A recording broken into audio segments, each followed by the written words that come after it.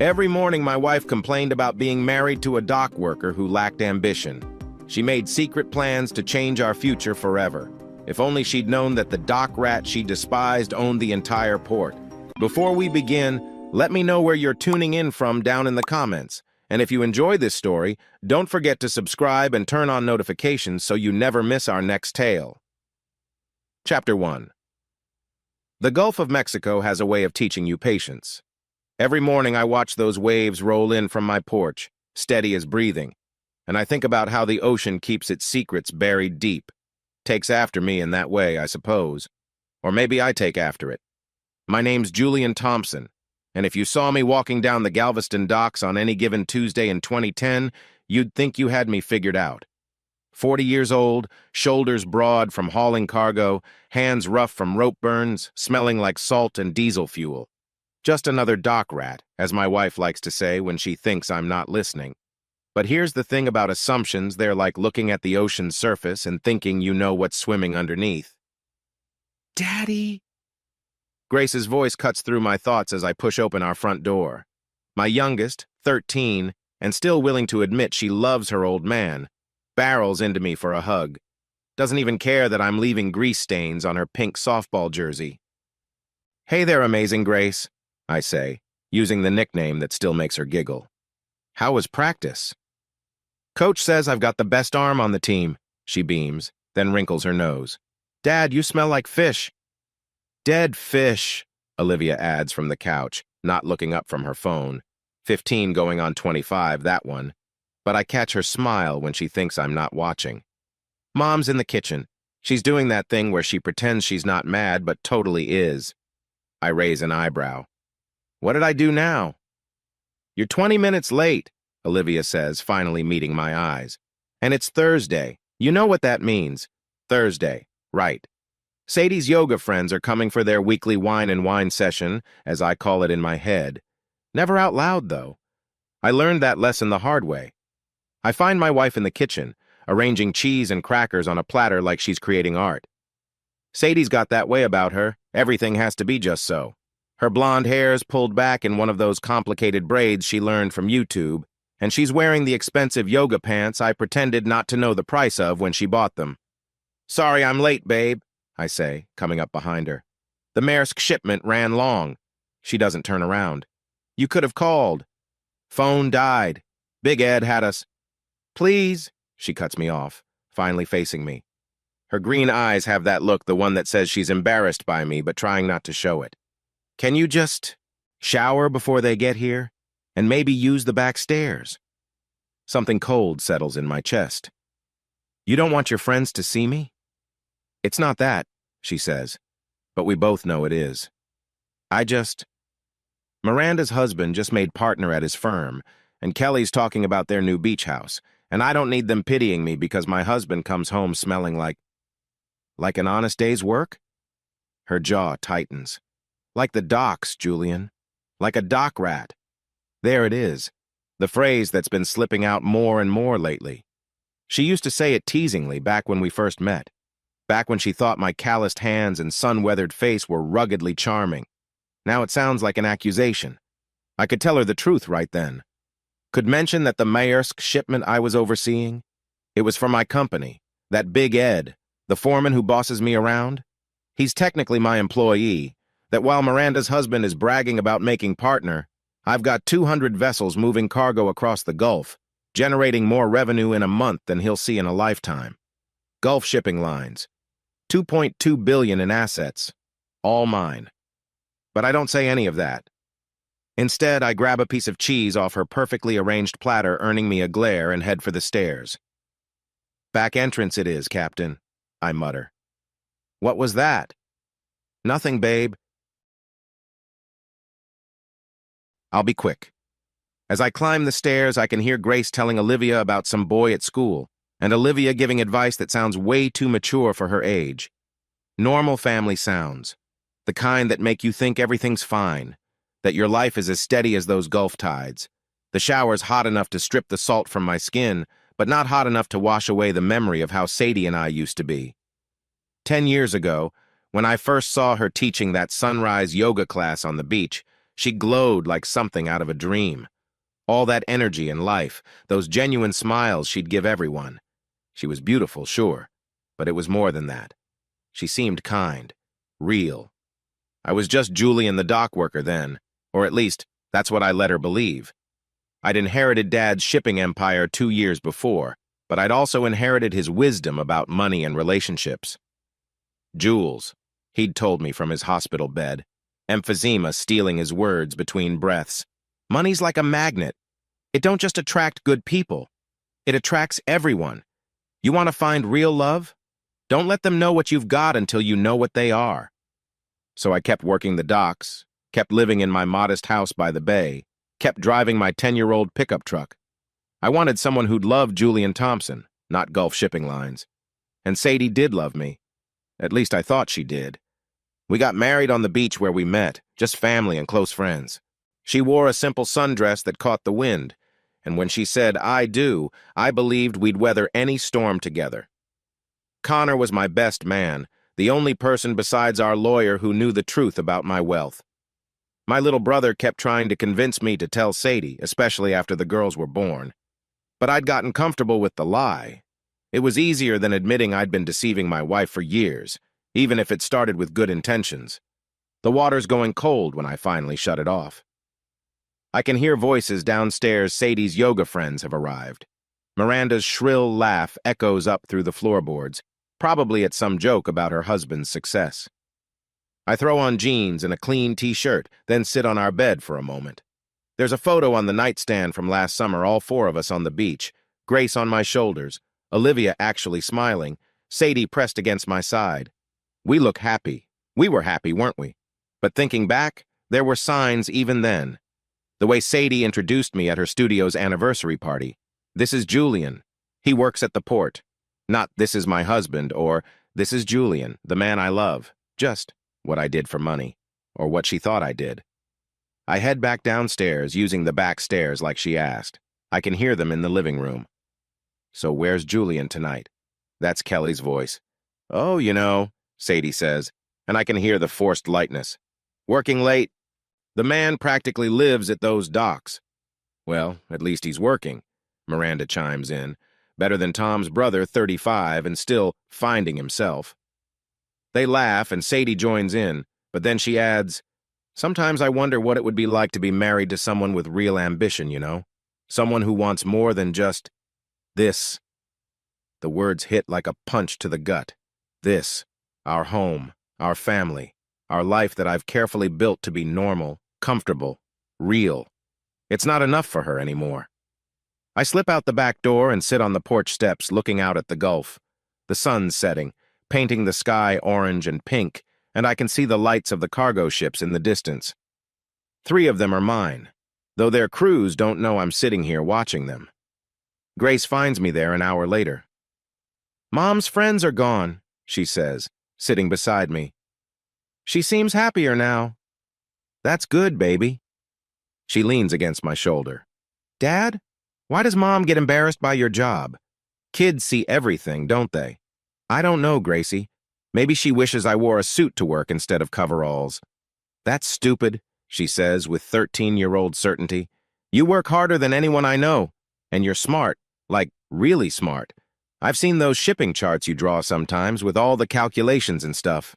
My heart swells. "When did you see those?" "Sometimes when you're in your office late at night." "I know you think we're asleep, but I see the light under the door." She pauses. "You're not really just a regular dock worker, are you?" I look down at her, this perceptive little girl who got her mother's beauty and, thankfully, her father's ability to see beneath the surface. "What makes you say that?" She shrugs. "Just a feeling. Like, remember when we went to that shipping company Christmas party? Everyone kept looking at you weird, like you were important or something, and Uncle Connor sometimes starts to say stuff, then stops himself. You're too smart for your own good, you know that? So it's true?" I pull her closer. "Can you keep a secret? A big one?" She nods solemnly. "I own some boats," I say, which is like saying the ocean is a little damp. "More than a few, actually. But your mom doesn't know, and I need it to stay that way for now. Can you do that for me? Why doesn't she know? How do you explain adult complications to a 13-year-old? It's complicated, baby. But sometimes people act differently when they know you have money. I wanted to make sure your mom loved me for me. Grace is quiet for a moment. Then, wise beyond her years, she says, but if she really loves you, it shouldn't matter either way, right? Out of the mouths of babes. You're right, I tell her. You're absolutely right. We sit there watching the last of the sunset, and I think about that night in late 2011, still 6 months away, when Sadie will come home from a yoga workshop smelling of cologne that isn't mine. I'll dismiss it then, like I'm dismissing the warning signs now, like the way she's been adding evening classes to her schedule, like the new charges on our credit card for restaurants I've never been to. Dad? Grace says. Are you and Mom okay? I want to lie, to protect her from adult problems, but she deserves better than that. I don't know, baby. I hope so. She squeezes my hand. Whatever happens, you've got me and Olivia. Always, I promise. Olivia appears in the doorway behind us. Family meeting without me? Rude. Come on, I say, patting the step on my other side. Room for one more. She rolls her eyes but sits down. Mom's in a mood. She's on the phone with someone talking about how she needs a change. Grace and I exchange glances. Who's she talking to? I ask, keeping my voice casual. Don't know. She went into the bedroom when she saw me. Olivia pauses. Dad, can I tell you something weird? Always. I saw Mom at Starbucks yesterday when I was with Jennifer after school. She was with this guy. They weren't doing anything wrong, she adds quickly, just talking. But when she saw me, she got all weird and told me to wait in the car. Said he was a doctor, a friend from yoga. William something. William. The name lodges in my brain like a splinter. Did she seem happy? I ask. Olivia considers this. Yeah, actually. Happier than I've seen her in a while. She was laughing, really laughing. Not that fake laugh she does at her wine things. The Gulf waves keep rolling in, constant and indifferent to human drama. I think about my father's words again, about money being a magnet. But maybe the real problem isn't the money I've hidden. Maybe it's that I've been so busy keeping secrets, I missed the signs that Sadie was keeping her own. Girls, I say, pulling them both closer. Whatever happens in the next few months, remember that I love you both more than all the stars in Texas, and that's never going to change. You're being weird, Dad, Olivia says, but she doesn't pull away. Yeah, weird, Grace echoes, but she snuggles closer. We sit there as darkness falls over Galveston, 3/4 of a family holding tight to each other while inside the house. Sadie makes plans I can't yet imagine. If someone had told me that night what was coming, the vasectomy plot, the false accusations, the complete unraveling of everything I thought I knew about my wife, I would have called them crazy. But the Gulf knows better. It's seen plenty of storms blow in from calm waters. And like those hurricane warnings that come too late, by the time you see the real danger, you're already in too deep to escape without casualties. Inside, I hear Sadie hang up the phone. She appears in the doorway, backlit by the kitchen light. What are you three doing out here in the dark? Just watching the water, I say. She sighs, that particular sigh that means she thinks I'm wasting time on foolish things. Well, dinner's ready, and Julian, we need to talk later about the credit card bill. You've been buying too much. Let me guess, I interrupt. Too much beer with the guys after work? It's not funny. We have to think about the girls' college funds. If only she knew I could buy the colleges. But I just nod. You're right. We'll talk. She goes back inside, and we follow. But as I watch my daughters set the table and my wife serve the casserole she made, I can't shake the feeling that we're all playing parts in a show that's about to end. The devoted husband, the dissatisfied wife, the innocent children. In the months to come, I'll look back on this night as the last moment of calm before the storm. The last time we all sat around our dinner table as a complete family, even if the foundation was already cracking beneath us. Sadie says grace, thanking God for our blessings. I wonder if she includes William the doctor in those blessings. I wonder if she's already planning what she'll eventually try to do to me. But tonight I just say, Amen, and pass the bread. Tonight, I'm still pretending everything is fine. Tonight, the storm is still just clouds on the horizon, and I'm naive enough to think they might blow past without touching us. I was wrong about that. I was wrong about a lot of things. But looking at Grace sneaking green beans onto Olivia's plate when she thinks no one's watching, and Olivia pretending to be annoyed but smiling anyway, I know I was right about one thing. Whatever came next, my girls would be worth fighting for, even if I had to fight their mother to protect them, even if I had to reveal every secret I'd kept, even if it meant losing everything else in the process. The Gulf keeps its secrets buried deep, but eventually everything washes up on shore, and when it does, you better be ready for what you find. Chapter 2. February in Galveston can fool you. One day it's 70 degrees and sunny, making you think spring's come early. The next, a cold front blows in off the Gulf and reminds you that nothing good comes easy in Texas. It was one of those cold mornings in 2012 when I first realized my marriage was falling apart. Not suspected, not worried knew. The kind of knowing that sits in your gut like spoiled food, making you sick but unable to throw it up. Sadie was at the kitchen counter, aggressively chopping vegetables for her green smoothie. The knife hit the cutting board with sharp cracks that made me flinch. "We need to talk about money," she said without looking up. I poured my coffee, black as always. "What about it?" "Kelly's husband just bought her a Mercedes, a new one." Chop. "Miranda's getting her kitchen remodeled with marble countertops." Chop. "And here I am, driving a 6-year-old Honda and shopping at Target like some kind of—" She finally looked at me. Like some kind of dock worker's wife. There it was again. That tone that turned my job into an insult. "The Honda runs fine," I said carefully. "And there's nothing wrong with Target." She laughed, but it was bitter as winter wind. "Of course you'd think that. You have no ambition, Julian. None. You're content to just exist, to punch a clock and come home smelling like fish and motor oil and God knows what else. I work hard to provide for this family. You work hard at a dead-end job." She slammed the knife down. "Do you know what Kelly said yesterday? She said it was so brave of me to be content with a simple life." "Brave, Julian. Like I'm some kind of martyr for being married to you." The words stung more than I let show. I wanted to tell her right then about the fleet of ships with my name on the ownership papers, about the bank accounts in Houston, about the office overlooking the harbor that I never used. But something held me back. Maybe it was pride. Maybe it was the way she was looking at me, like I was something she'd stepped in. Or maybe it was because I wanted to know who she really was when she thought I had nothing to offer but calloused hands and a steady paycheck. "I'm sorry you're embarrassed by me," I said quietly. Her face softened for a moment, and I saw a flash of the woman I'd married. "I'm not. Julian, I just want more." "Don't you want more?" "I want my family to be happy." "Well, I'm not happy." She turned back to her vegetables. "I have a private yoga session tonight. I'll be late."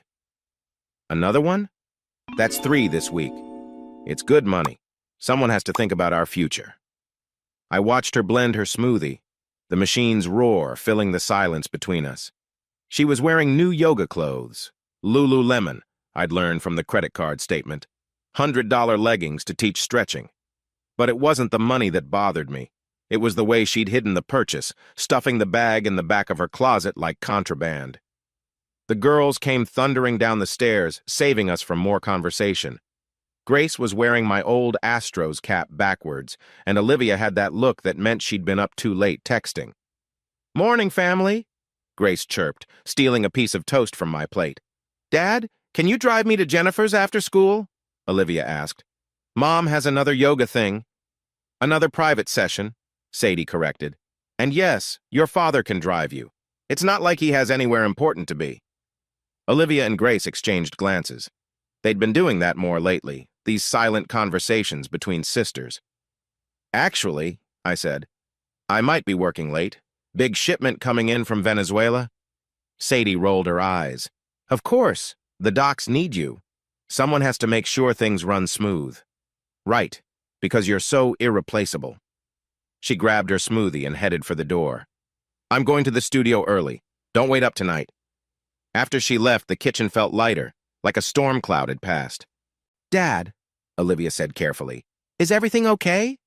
Everything's fine, sweetheart, Grace snorted. Yeah, right. Mom's been acting weird for weeks. Grace, I warned. What? It's true. She's always gone, and when she's here, she's mean to you. She's not mean. She's just stressed. About what? Olivia asked. We're not poor. We have a nice house. You have a job. What's her problem? How could I explain that their mother wanted something I couldn't give her: status, prestige, the ability to brag to her friends? How could I tell them that the life I'd carefully built to be normal and stable was exactly what she'd grown to hate?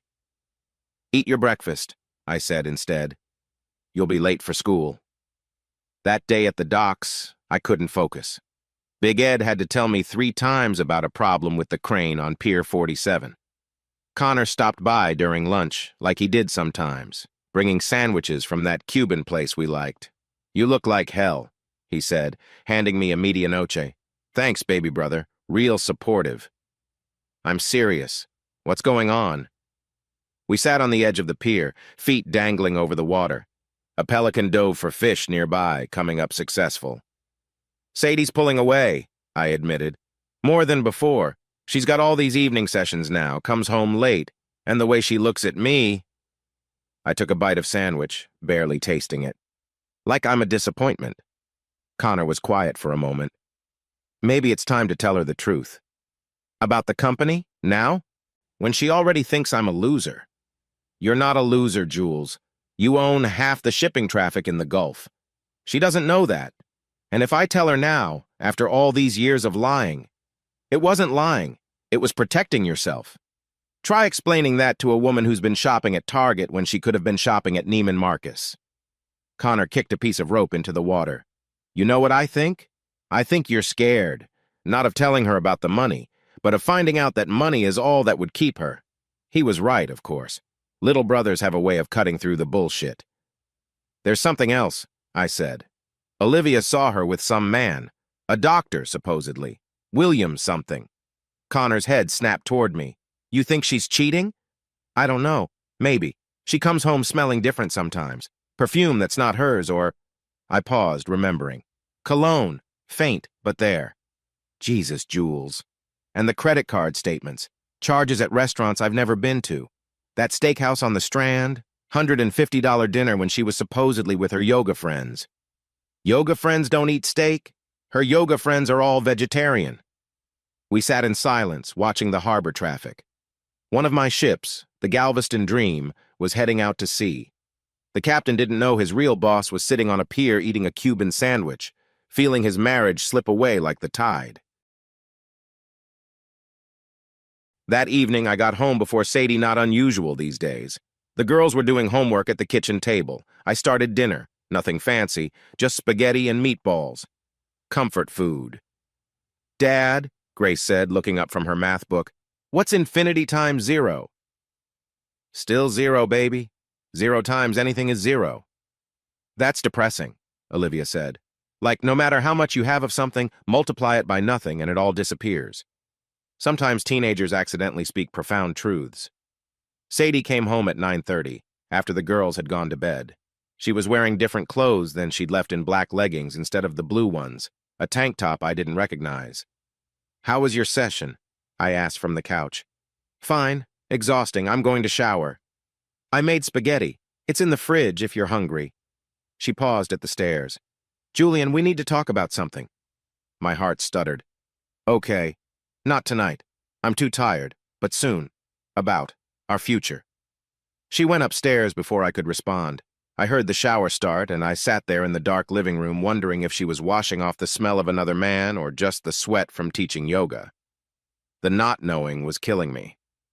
I went to my office, really just a converted bedroom where I kept my real business documents locked in a hidden safe. I pulled out the latest quarterly report for Gulf Shipping Lines. Net profit, $42 million. We'd had a good quarter, expanding our Venezuelan routes despite the political instability. All that money, hidden away like buried treasure. What was the point? To prove Sadie loved me for myself? She could barely stand myself. To protect my kids from growing up spoiled?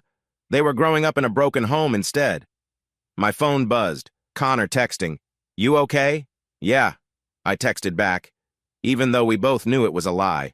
I heard Sadie moving around upstairs getting ready for bed.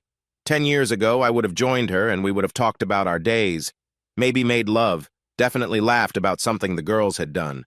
Now I sat alone in my office, CEO of a shipping empire, feeling like I was drowning in shallow water. The next morning, Saturday, I woke to find Sadie already gone. A note on the kitchen counter, early yoga workshop, back this afternoon. S, not love S anymore, just S. The girls were still asleep. I made coffee and sat on the porch watching the morning joggers go by. Mrs. Chen from 2 houses down waved. Normal Saturday morning in a normal neighborhood. Nothing to see here, folks. Just a marriage slowly bleeding out. My phone rang. The caller ID showed a number I didn't recognize. Hello? Mr. Thompson? This is Tom from the Marina District Sheraton. I'm calling about a credit card charge that was disputed. My blood went cold. What charge? From last Thursday evening. Room service for 2, champagne, strawberries. The card was declined for insufficient funds, but the signature matches our records. I didn't make any charges at the Sheraton. There was an uncomfortable pause. Sir, the room was registered under Sadie Thompson. We assumed... I hung up. My hands were shaking. Thursday. She'd said she had a private session. Came home at 11, tired, ready for shower. Room service for 2, champagne, strawberries. I went inside and pulled up our online banking, started going through charges more carefully. There it was a charge from the Sheraton, then a reversal. She'd tried to use our joint card, but I'd moved money to savings that day for the girls' college funds, leaving the checking account low. The charge had bounced. There were other charges I'd missed before. A lingerie store, a men's cologne shop, a gift for you, she'd said. But I'd never received it. Movie tickets for afternoons when she was supposedly teaching. I felt like an idiot. A blind, trusting idiot. Dad? I turned. Grace stood in the doorway, still in her pajamas. Hey, baby, you're up early. I heard your phone ring. Is everything okay? Yeah, just work stuff. She came and sat beside me at the kitchen table. Dad, can I tell you something? Always. Yesterday, when Mom picked me up from practice, she was on the phone. She didn't know I could hear her, but she said something about after we deal with Julian and then we can be together. The room spun slightly. Are you sure that's what she said? Grace nodded, looking scared. Dad, what's going on? Is she leaving us? I pulled her into a hug. I don't know, baby, but whatever happens, you and Olivia aren't losing me, ever. Promise? Promise. She clung to me, and I held her tight, both of us pretending we weren't scared of what was coming. That afternoon, Sadie came home from her workshop glowing, happy, humming to herself as she made lunch. She was wearing a new necklace, nothing expensive, but something I hadn't seen before. Nice necklace, I said. Her hand flew to it. Oh, this? Just something I picked up. Treat yourself, right? Right. She studied me for a moment. You look tired. Didn't sleep well. Maybe you should see a doctor. Get a checkup. When was your last one? I'm fine. No, really. She moved closer, and I could smell her perfume different than usual, mixed with something else. I worry about you. Working so hard? All that physical labor?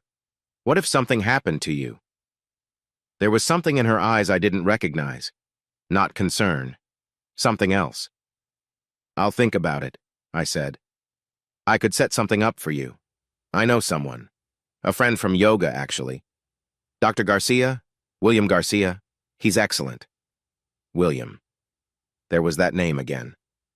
I'll let you know, I said, keeping my voice steady. She smiled, but it didn't reach her eyes. You do that.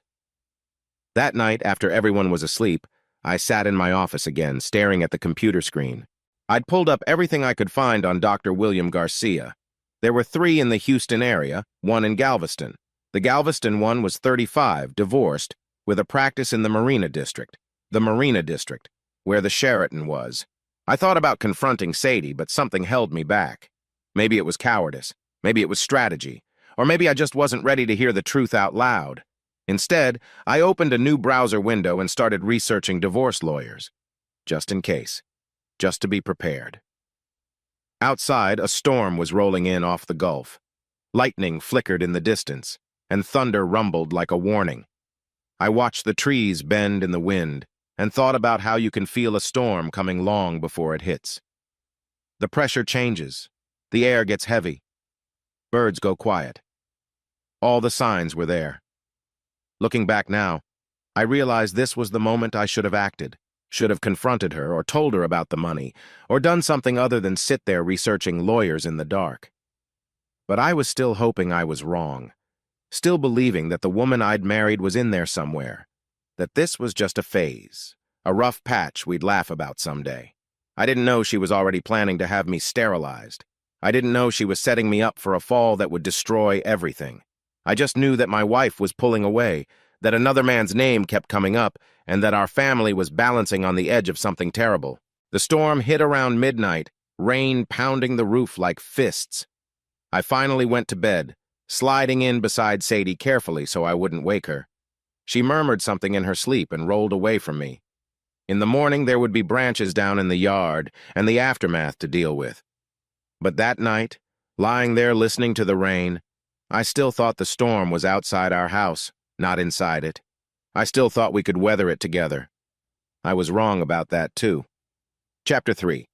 April in Galveston brings hurricanes of a different sort, the emotional kind that build slow and hit hard. The morning of April 12th, 2012, started with Sadie bringing me coffee in bed. Should have been my first warning. She hadn't done that in 2 years. "Morning, honey," she said, sitting on the edge of the bed. She was already dressed for yoga, her hair perfect, makeup subtle but there. "How'd you sleep?" "Fine," I lied. I'd been up half the night going through bank statements on my phone, finding more mysterious charges. "You're up early. I wanted to catch you before work." She handed me the coffee, watching me take a sip. "Julian, I've been thinking about what I said, about you seeing a doctor. Sadie, I told you I'm fine. Please, for me, for the girls." She put her hand on my arm and I noticed her wedding ring was freshly cleaned, catching the morning light. "You're about to turn 42. That's when things start going wrong for men. Heart problems, prostate issues. I just want to make sure you're healthy." There was something in her tone, a forced casualness that set off alarms in my head.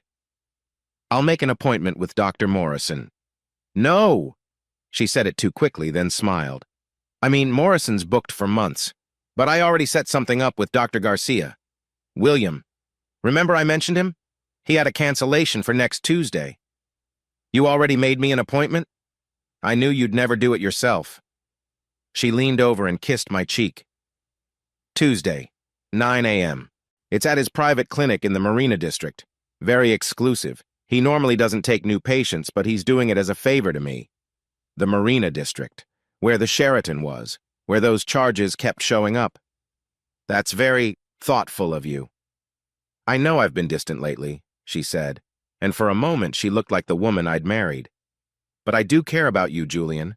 I want you to be around for a long time." The way she said it made my skin crawl.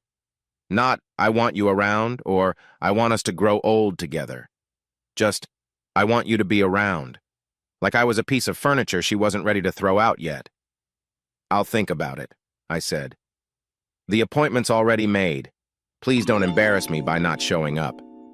There it was, the real Sadie, not concerned about my health, but about how it would look to her friend if I didn't show. After she left for the studio, I called Connor. "I need you to find out everything you can about Dr. William Garcia," I said without preamble. "The guy Olivia saw with Sadie?" "Same one. He has a clinic in the Marina District. Sadie made me an appointment for Tuesday." "That's weird, right? That's definitely weird." "Everything about this is weird." I heard Connor typing on his computer. "Okay, William Garcia, Maryland. Licensed in Texas. Wait, Jules, this is interesting. His specialty is listed as urology." "Urology?" "Sadie said he was a general practitioner." "Nope. Says here he specializes in, oh shit." "What?" "Vasectomies. He specializes in vasectomies and reversals." The coffee cup slipped from my hand, shattering on the floor. "Jules? You there?" "Yeah," I managed. "I'm here." "You don't think She wouldn't. But we both knew she would. The woman who'd been pulling away, seeing another man talking about dealing with me, she was capable of anything. I need to go, I said. Jules, don't go to that appointment. I won't. But I need to know more. I need proof. That weekend was torture. Sadie played the attentive wife, cooking my favorite meals, suggesting family movie nights. The girls were confused but happy to have their mom's attention. I played along, but inside I was screaming. Sunday afternoon, she invited William over for dinner. I want you to meet him before Tuesday, she said, so you're comfortable. He showed up at 5, wearing khakis and a polo shirt, looking every inch the successful doctor. Handsome in that catalog model way, with perfect teeth and a firm handshake that lasted a beat too long. Julian, he said, smiling, I've heard so much about you. All good, I hope. Of course. But his eyes slid to Sadie when he said it, and she looked away. Dinner was excruciating. William sat across from me, charming my daughters with stories about medical school, complimenting Sadie's cooking, acting like he belonged at my table, like he was already part of the family. So, Julian, he said over dessert, Sadie tells me you work at the docks. That's right. Physical labor. Must be tough on the body. I manage. Still, at your age, it's good to get checked out. Make sure everything's functioning properly. Sadie kicked him under the table. Subtle. What kind of checkup are we talking about? I asked. Oh, standard stuff. Blood work, prostate exam, maybe a few other tests, depending on what we find. Other tests? He smiled that perfect smile. Let's not get ahead of ourselves. Tuesday, we'll see where you're at health-wise and go from there. Grace, bless her heart, chose that moment to speak up. Dr. Garcia, why does Mom have your number in her phone as W heart emoji? The table went silent. Sadie's face flushed red. Grace, she snapped. I use emojis for all my contacts. It's easier to remember. No, you don't, Olivia said. Dad's just listed as Julian. William cleared his throat. Kids, right? Always nosing around in phones. Yeah, I said, looking directly at him. Kids notice everything. He had the decency to look uncomfortable. After he left, Sadie was furious with the girls. You embarrassed me, she hissed. Both of you. We didn't do anything wrong, Olivia protested. Go to your rooms, now. They went, but not before both hugging me goodnight extra tight. That man's a creep, Olivia whispered in my ear. I know, baby, I know. Monday night, the night before my appointment, I couldn't sleep. Sadie was beside me, dead to the world, occasionally murmuring in her sleep. I caught William's name once, soft and tender in a way she hadn't said my name in months. Around midnight, I heard a phone buzz. Not mine. I traced the sound to Sadie's purse on the dresser. The screen was still lit when I looked. Text from William.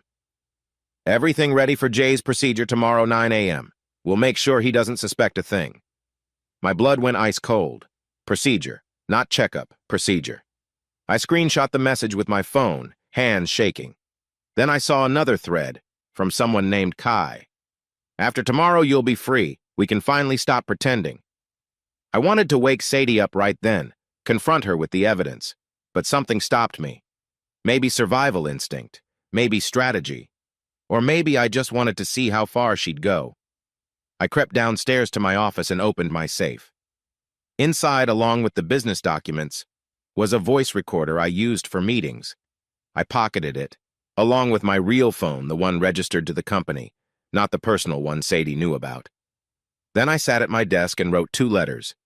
One to Connor, explaining everything. One to my daughters, in case something went wrong. I sealed them both and hid them in my desk drawer. By the time dawn broke, I had a plan. You're up early, Sadie said, finding me in the kitchen at 6 a.m. Couldn't sleep. Nervous about the appointment, I guess. She smiled, and it was almost genuine. Don't be nervous. William's the best. He'll take good care of you. I'm sure he will. She made me breakfast, eggs, bacon, toast, watched me eat every bite. I wish I could come with you, she said, but I have a class at 9. It's fine. I'm a big boy. She kissed my forehead. I know you are. That's the problem. What? Nothing. I love you, Julian. The words sounded rehearsed, like lines from a play. "I love you too," I lied. I left at 8:30, but I didn't drive to William's clinic. I drove to Connor's apartment instead. He was waiting for me, laptop open, printer running. "I did more digging," he said. "William Garcia's not really a doctor." "What?" "He's licensed, but barely. Got his degree from some Caribbean medical school, barely passed his boards. He's been sued twice for malpractice. And get this, he and Sadie have been texting for months. I had my IT guy hack her cloud backup. He showed me the messages. Hundreds of them. Plans to be together. Discussion of my life insurance policy. And over, references to the procedure that would ensure I couldn't have more kids with anyone else. She's trying to sterilize you," Connor said, "without your consent." "I know. Jules, this is assault. It's illegal. We need to call the police." "With what proof? A fake doctor's word against mine? Sadie would just say I'm making it up." "Then what do you want to do?" I looked at my little brother, who'd always had my back, always kept my secrets. "I want to burn it all down," I said. "But first I need to protect the girls." My phone rang. Sadie. "Where are you?" she asked, voice tight. "William just called. You're not at the clinic." "Traffic," I lied. "Construction on Broadway. I'll be there soon." "You better be. This is important, Julian." "I know it is." I hung up and looked at Connor. "Call the office. Tell them to prepare the emergency succession plan. If something happens to me, nothing's going to happen to you." "If something happens," I continued, "you're in charge of everything. The company, the girls, all of it. Jules, promise me." "I promise, but you're not going to that clinic." "No," I agreed. "I'm not." Instead, I drove to the Galveston Police Department, asked to speak to someone about a potential crime. They gave me Detective Blake Wilson, a tired-looking man with kind eyes. "Mr. Thompson," he said after I'd told him everything, shown him the texts. "This is a serious allegation. I know, but without proof that they actually intended to perform this procedure. What if I wore a wire?" He shook his head. "Too dangerous. And Texas is a one-party consent state for recording, so anything you record yourself would be admissible. But Mr. Thompson, if you're right about this, you shouldn't go anywhere near that clinic." "So what do I do?" "Stay away from both of them. Document everything. And if they make any more moves, call me immediately." He gave me his card. Blake Wilson, Major Crimes Division. Major crimes. That's what my marriage had become. I called Sadie from the parking lot. "I'm not feeling well," I said. "Throwing up, must be food poisoning." "From the breakfast I made you?" She sounded offended. "Must have been something from last night. I'm going home." "Julian, you need to keep this appointment." William went out of his way. "I'll reschedule." "You can't just—" I hung up on her. First time in 10 years of marriage. My phone immediately exploded with texts from Sadie, from William, even from the unknown Kai. "You're making a mistake. This is for your own good. Stop being so stubborn. You'll regret this." That last one was from William. I screenshot it too. When I got home, the girls were at school and Sadie's car was gone, but there was another car in the driveway, a BMW I didn't recognize. I parked down the street and walked back, entering through the back door. I heard voices in the living room, Sadie and someone else, a woman. "Can't force him," the woman was saying. "If he won't go willingly." "He has to," Sadie interrupted. "Everything depends on it, the insurance, the custody arrangement, everything. Maybe we need a different plan." "Like what?" "I don't know, something more, direct." "You mean violent?" Sadie laughed. "I'm not a murderer, Kai. I'm not talking about murder, just an accident. At the docks. Those places are dangerous." "And then what? I'm a widow with 2 kids and no money?" "You said he has life insurance." "Not enough. Not for the life I want, the life we want." "Then what?" "We stick to the plan. First the procedure, then the divorce. I'll claim abuse, get full custody, and maximum alimony. William says he'll testify that Julian has issues, violent tendencies he confessed during the exam. What if Julian records something? He won't. He's too trusting, too stupid." I hit record on the voice recorder in my pocket. "I don't know, Sadie, this feels wrong." "Wrong?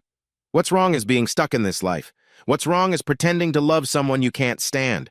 What's wrong is wasting my best years on a man who will never be more than a dock worker. But the girls will be better off without him, trust me. I'd heard enough. I slipped back out and drove to Connor's. Pack a bag, I told him. You're staying at my house tonight. What? Why? Because I need someone there to protect my girls and I can't do it myself. Jules, what's going on? I played him the recording. His face went white. Holy shit. Yeah? We're calling the police now. And saying what? That I illegally recorded my wife talking about maybe having me hurt? They can't arrest someone for talking. Then what? Then we wait. And we watch. And when they make their move, we'll be ready. That night, I sat my girls down while Sadie was at her evening yoga class. I need you both to listen very carefully, I said. Things might get complicated soon. Are you and Mom getting divorced? Grace asked, tears already forming. I don't know, baby, maybe. But no matter what happens, I need you to know that I love you both more than anything in this world. Dad, you're scaring us, Olivia said. I know, I'm sorry. But I need you to promise me something. If anything seems wrong, if Mom or anyone else asks you to do something that doesn't feel right, you call Uncle Connor immediately, okay? They both nodded. And one more thing. That Dr. William? Stay away from him. If he shows up at school, if he tries to talk to you, you run. You find an adult, you call me. Dad, what's going on? Olivia demanded. I can't tell you everything right now, but I promise I'm going to keep you safe. They hugged me then, both of them, and I held on like I might never get another chance, because the way things were going, I might not. Chapter 4. The morning after I skipped the appointment, I woke to find Sadie's side of the bed empty and cold. The clock read 5:47 a.m. Through the window, the gulf was dark and choppy, matching my mood. I found her in the kitchen, on the phone, speaking in hushed, angry tones. He knows something, she was saying. He has to. No, William, listen to me. He's not stupid, despite what I said. We need to move to Plan B. Yes, that one. Today, if possible. She saw me and quickly ended the call. Oh, Julian, you scared me. Who was that? Just the studio. Early morning crisis with the schedule. The lie came so easily. How are you feeling? Better. Much better. Good. Because we need to reschedule with William. How about this afternoon? I don't think so. Her jaw tightened. Julian, this is about your health. Is it? We stared at each other across the kitchen. 10 years of marriage reduced to a standoff between strangers. What's that supposed to mean? Nothing. I just think I'll stick with Dr. Morrison. The devil you know, right? She slammed her coffee mug down, coffee sloshing onto the counter. Why are you being so difficult? Why are you being so insistent? Because I care about you. Do you? The words hung in the air like a challenge. For a moment, I saw something flicker across her face, guilt, maybe, or fear. Then it was gone, replaced by cold anger. Fine, she said. Do whatever you want. You always do anyway. She stormed out, leaving me alone with the spilled coffee and the sound of my own heartbeat. Connor called while I was driving to work. I've been doing more digging, he said. That clinic William supposedly works at? It doesn't exist. What do you mean? The address Sadie gave you? It's an empty office space. Has been for 6 months. I drove by this morning. I pulled over, my hands shaking. So where was he planning to? I don't know, but it wasn't going to be legitimate. Jules, you need to go to the police again. I need more proof first. How much more proof do you need? The man's not even practicing at a real clinic. I need enough to protect my girls, to make sure Sadie can't turn this around on me. That afternoon, I did something I'd never done before in 10 years of marriage. I went through Sadie's things. She was at the studio, the girls at school. I had the house to myself and a burning need for answers. Her laptop was password protected, but I knew her patterns. Our anniversary date, backwards. I was in. Her email was a revelation. Dozens of messages between her and William going back 6 months. They'd met at a yoga retreat in Austin. The email started professionally, then got personal, then got intimate. but it was the recent ones that made my blood run cold. From William, dated 3 days ago. Once Jay is taken care of, we can move forward with everything. The procedure will be simple general anesthesia for a routine checkup, then the vasectomy. He'll never know until it's too late. From Sadie. And you're sure he won't be able to tell? William. By the time the anesthesia wears off, it'll be done. Some soreness, but men are babies about pain. He'll assume it's from the exam. Within a few weeks, he'll be shooting blanks, and then you can file for divorce without worrying about him starting a new family. Sadie. What about legal issues? William. What's he going to do? Admit he was sterilized without consent? No man would publicly admit to that. Plus, I'll have documentation showing he consented while under mild sedation for anxiety. My word against his. I printed everything, my hands shaking so badly I could barely hit the keys. There was more. Conversations with Kai about their future together. Plans to claim I was abusive, using my refusal to seek medical treatment as evidence of instability. References to my life insurance policy, which Sadie had apparently increased without telling me. And then I found the smoking gun, a video file dated 2 weeks ago. It was Sadie and William in what looked like a hotel room. But they weren't doing what you'd expect. They were practicing, rehearsing a conversation where William, playing me, consented to a vasectomy while pretending to be groggy from sedation. See? William said in the video. I just need to record this part, edit it a bit, and we have documentation of consent. Sadie laughed. Actually laughed. You're brilliant. I know, he said, then pulled her in for a kiss. I closed the laptop, ran to the bathroom, and threw up. My phone rang. Grace's school. Mr. Thompson? This is Principal Anderson. There's been an incident. My heart stopped. Are the girls okay? They're fine, but shaken. A man showed up claiming to be a family friend trying to check them out early. He said you'd sent him, but when we called to verify, he ran. What did he look like? Mid-30s, well-dressed. Said his name was Dr. Garcia.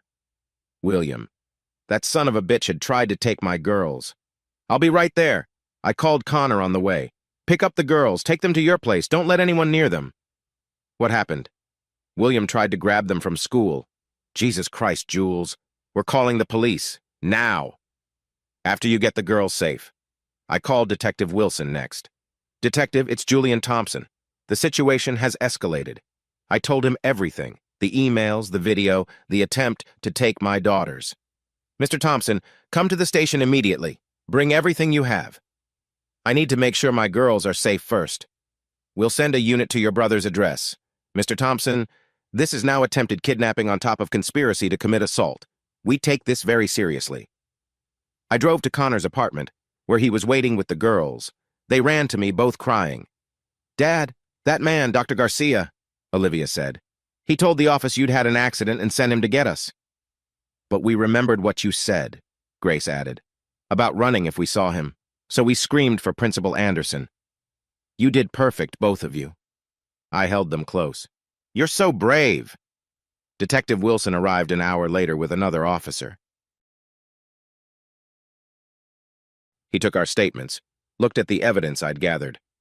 This is enough for arrest warrants, he said, for both William Garcia and your wife. Hearing it said out loud made it real. Sadie was going to be arrested. What about my daughters?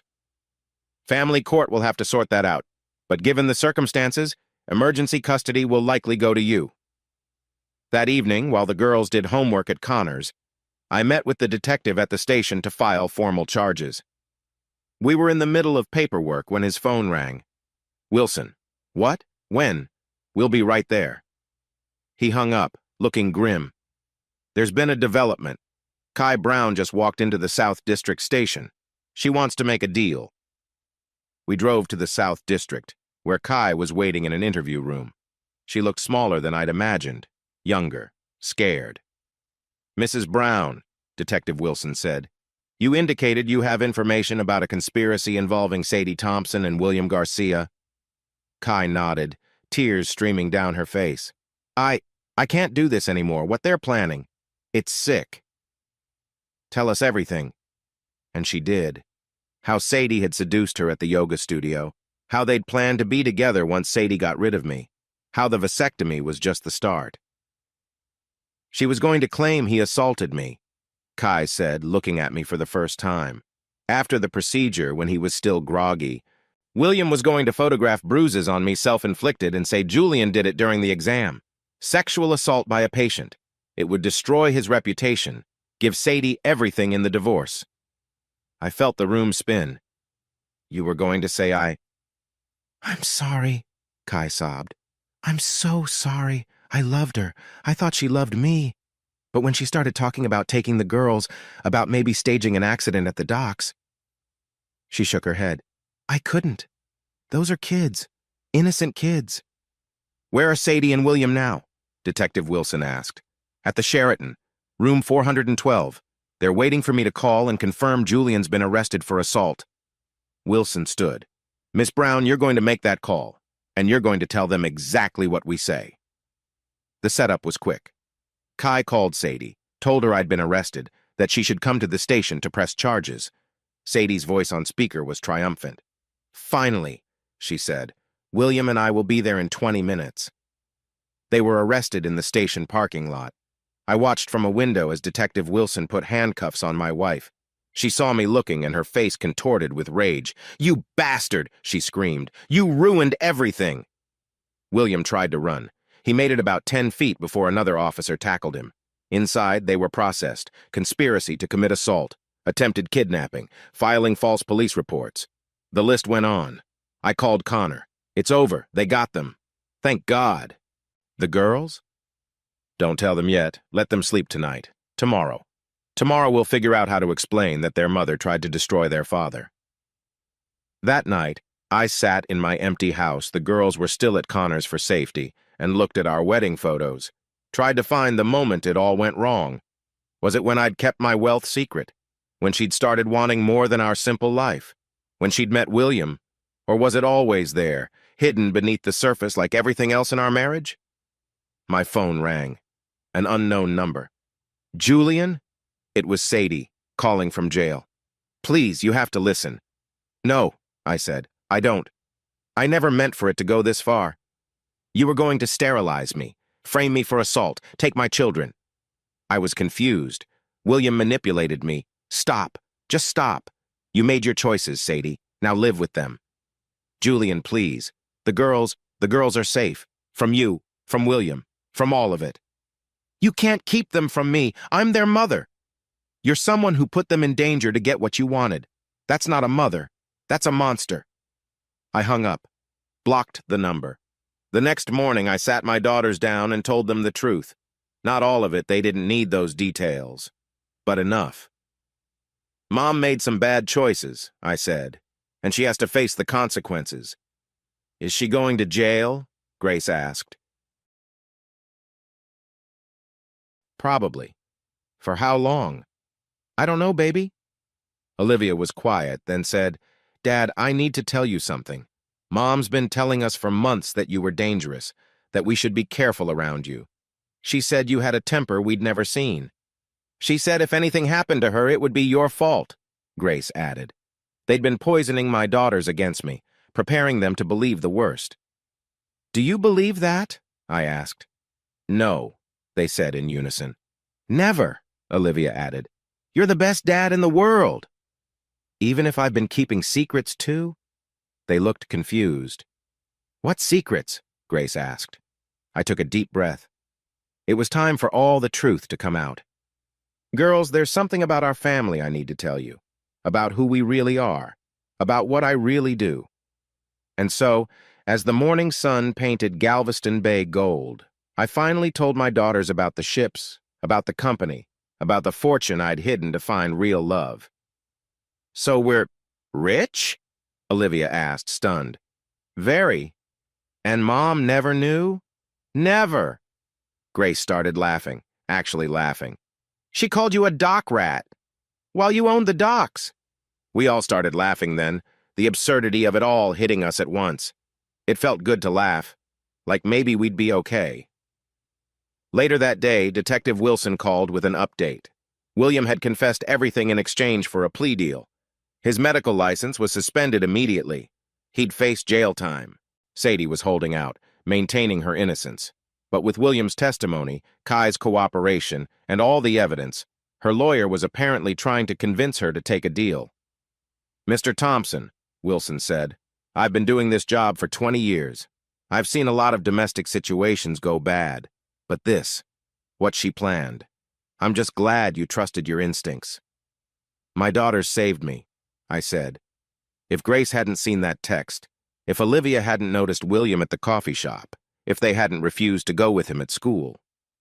"You raised smart girls." "Their mother helped with that," I said, surprising myself. "Whatever else she became, she was a good mother once. I want them to remember that part." "That's generous of you." "It's necessary. For them." That night, Connor brought the girls home. We ordered pizza, watched a movie, tried to pretend things were normal. But as I tucked Grace into bed, she asked, "Dad, why did Mom stop loving us?" "I don't think she stopped loving you, baby. I think she got lost. Sometimes adults lose their way, forget what's really important." "Will she find her way back?" "I don't know. But no matter what, you and Olivia have me, and Uncle Connor, and all those ships out there in the Gulf. We're going to be okay." "Promise?" "Promise." I kept that promise. Through the trials, through the divorce, through the tears and the anger and the long, slow healing. Sadie got 20 years. William got 15. Kai got 5, but was out in 2 for cooperation. The girls and I moved forward, day by day, wave by wave. And sometimes when I stand on the dock watching my ships come and go, I think about how secrets are like the tide, they always come back to shore eventually. The truth might hurt, but lies. Lies destroy everything they touch. Just ask my ex-wife. She's got 20 years to think about it. Chapter 5. The morning after Sadie's arrest felt like waking up in someone else's life. June 28, 2012. I stood in our kitchen, my kitchen now, I guess staring at her coffee mug on the counter. Still had lipstick on the rim. That particular shade of coral she always wore, the one that cost $40 at Nordstrom. Funny how you remember the stupid details when your world's falling apart. "Dad?" Grace's voice from the doorway made me jump. "You okay?"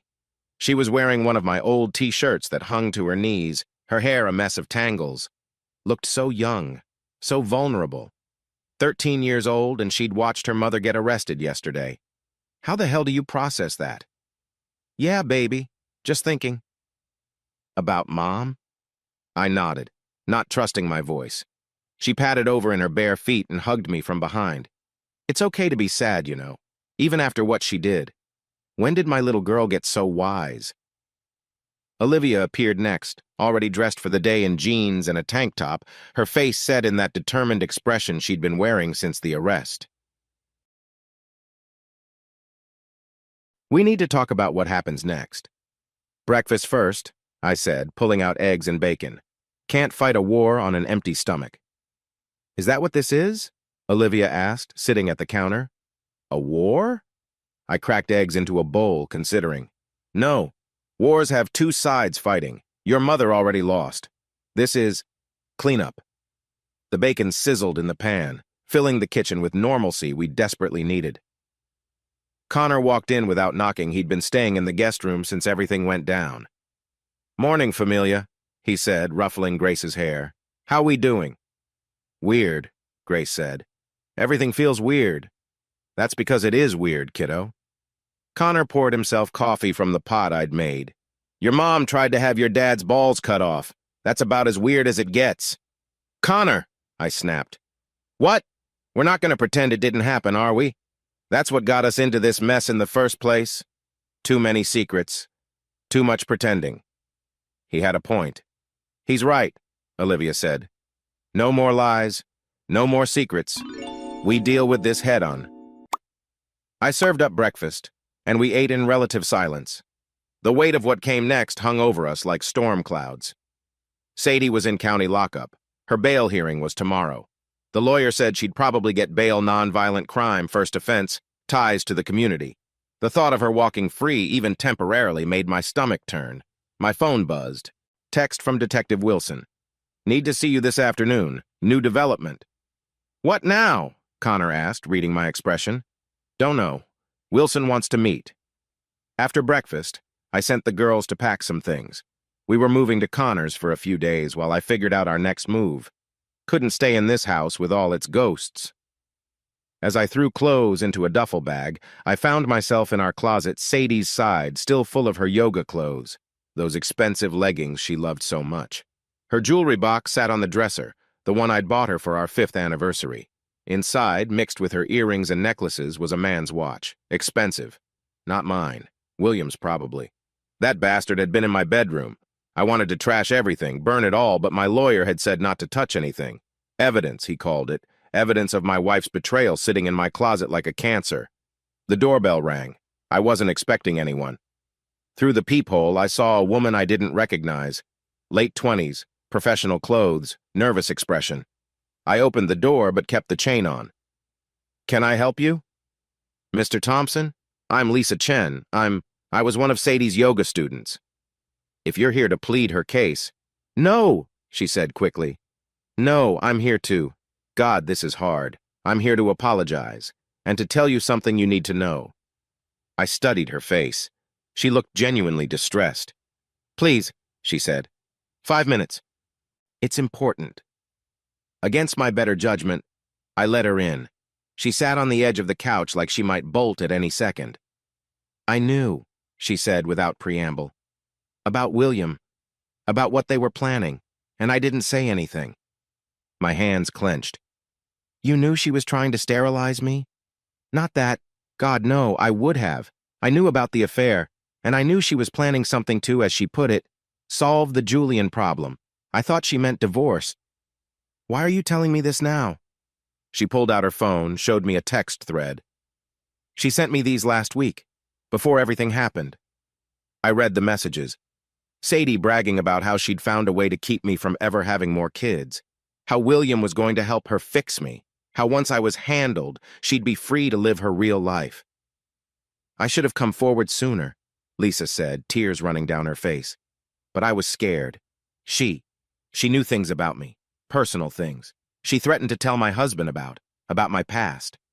"Your past?" "I used to dance, exotic dancing, to pay for college. My husband doesn't know. Sadie found out somehow and held it over me." Jesus. My wife, the blackmailer. "Will you testify?" I asked. "Tell the court what you know?" She nodded. "It's the least I can do. I'm so sorry, Mr. Thompson. Your daughters. They don't deserve this." After Lisa left, I sat in my truck in the driveway trying to process everything. How many other people had Sadie manipulated? How many other secrets had she collected like weapons? I drove to the police station where Detective Wilson was waiting with another surprise. "We've been going through your wife's computer," he said, sliding a folder across his desk. "Found something interesting." I opened it. Screenshots of emails between Sadie and someone named Marcus Rodriguez. "Who's Marcus Rodriguez?" "A private investigator. She hired him 3 months ago to dig into your background. Look at what he found." I read through the report. Marcus had discovered inconsistencies in my story. Mentions of Thompson in shipping documents that didn't match a simple dock worker. Corporate filings with my name buried in subsidiaries. He'd gotten close to the truth, but hadn't quite connected all the dots. "She knew?" I asked. "She suspected. Look at the last email. From Sadie to Marcus. Keep digging. I know he's hiding something big. Money, maybe. Find it and there's a bonus." Dated 2 weeks before she tried to have me sterilized. So she knew I had money and still tried to... "Makes the charges worse," Wilson said. "This shows clear premeditation and financial motive. The DA's going to love this." "What about bail?" Wilson's face darkened. "That's actually why I called you. The judge assigned to the bail hearing tomorrow? Judge Patricia Reeves. She and your wife apparently know each other from some charity board." "You're kidding me." "I'm not. We've filed for a different judge, but it might not get processed in time. You should be prepared for the possibility that she makes bail." The thought of Sadie out on the streets, free to do God knows what, made my blood run cold. "There's more," Wilson said. "Kai Brown wants to meet with you." "Absolutely not." "Hear me out. She's been cooperating fully. Says she has information about other things Sadie was planning. Things that might help keep your daughters safe." I thought about Grace and Olivia, packing their belongings, trying to make sense of their mother's betrayal. "Fine. When? She's here now, in interview room 2. Kai looked smaller than I remembered, younger. She'd been crying, eyes red and puffy, makeup smeared. When I walked in, she couldn't meet my gaze. Mr. Thompson, I'm so sorry. Stop. I don't want apologies. Wilson says you have information. Talk. She flinched at my tone, but nodded. Sadie, she had plans. For after. After you were gone. Gone? She kept saying once you were dealt with, she was going to take the girls and start over. She'd been looking at houses in California, schools for them. She had this whole fantasy about our life together. Our life? You and her? Kai nodded miserably. She said she loved me. Said once you were out of the picture, we could be a real family. Her, me, and the girls. The rage that shot through me was hot enough to melt steel. My daughters were never going to be part of your sick fantasy. I know that now. I was stupid. So stupid. She made it sound so real, so possible. She said you were abusive, that the girls were scared of you. That's a lie. I know that now, too, but she was so convincing. She showed me bruises once, said you did it. I think she did them to herself. I thought back to a few months ago when Sadie had a bruise on her arm. Said she'd hit it on the car door. I'd thought nothing of it at the time. What else? I asked. She'd been taking money. Small amounts from your joint accounts, but also from the yoga studio. She has almost $30,000 hidden away. Said it was our escape fund. $30,000. While I sat on billions, she was squirreling away thousands like a desperate housewife. Where's the money? I don't know. She never told me, but she mentioned a safety deposit box once. Said it was her insurance policy. I made note of that. My lawyer would want to know. Is that everything? Kai hesitated. There's one more thing. She took pictures. Pictures?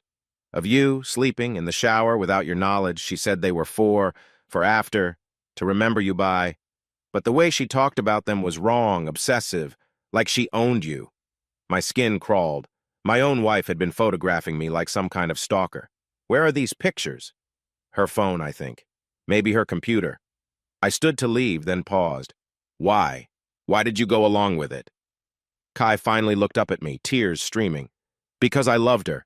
Or I thought I did. She made me feel special, important. I'd never had that before. I was so lonely, and she was so magnetic. I would have done anything for her. You almost destroyed my life. I know. I'll live with that forever. I left her crying in that room. No sympathy. She'd made her choices. Back at the house, Connor had the girls ready to go. Their bags were in his truck, and they were saying goodbye to the neighbors. Mrs. Chen hugged them both, shooting me a sympathetic look over their heads. You take care of these angels, she said to me. Always.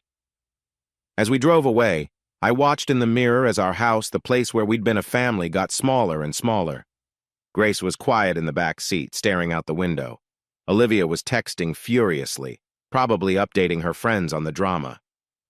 Dad, Grace said suddenly, what if Mom gets out on bail? Then we deal with it, I said, trying to sound more confident than I felt. She won't come after us, will she? Connor turned from the passenger seat. Not a chance, kiddo.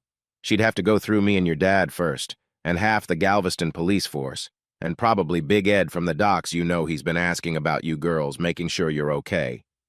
That was true.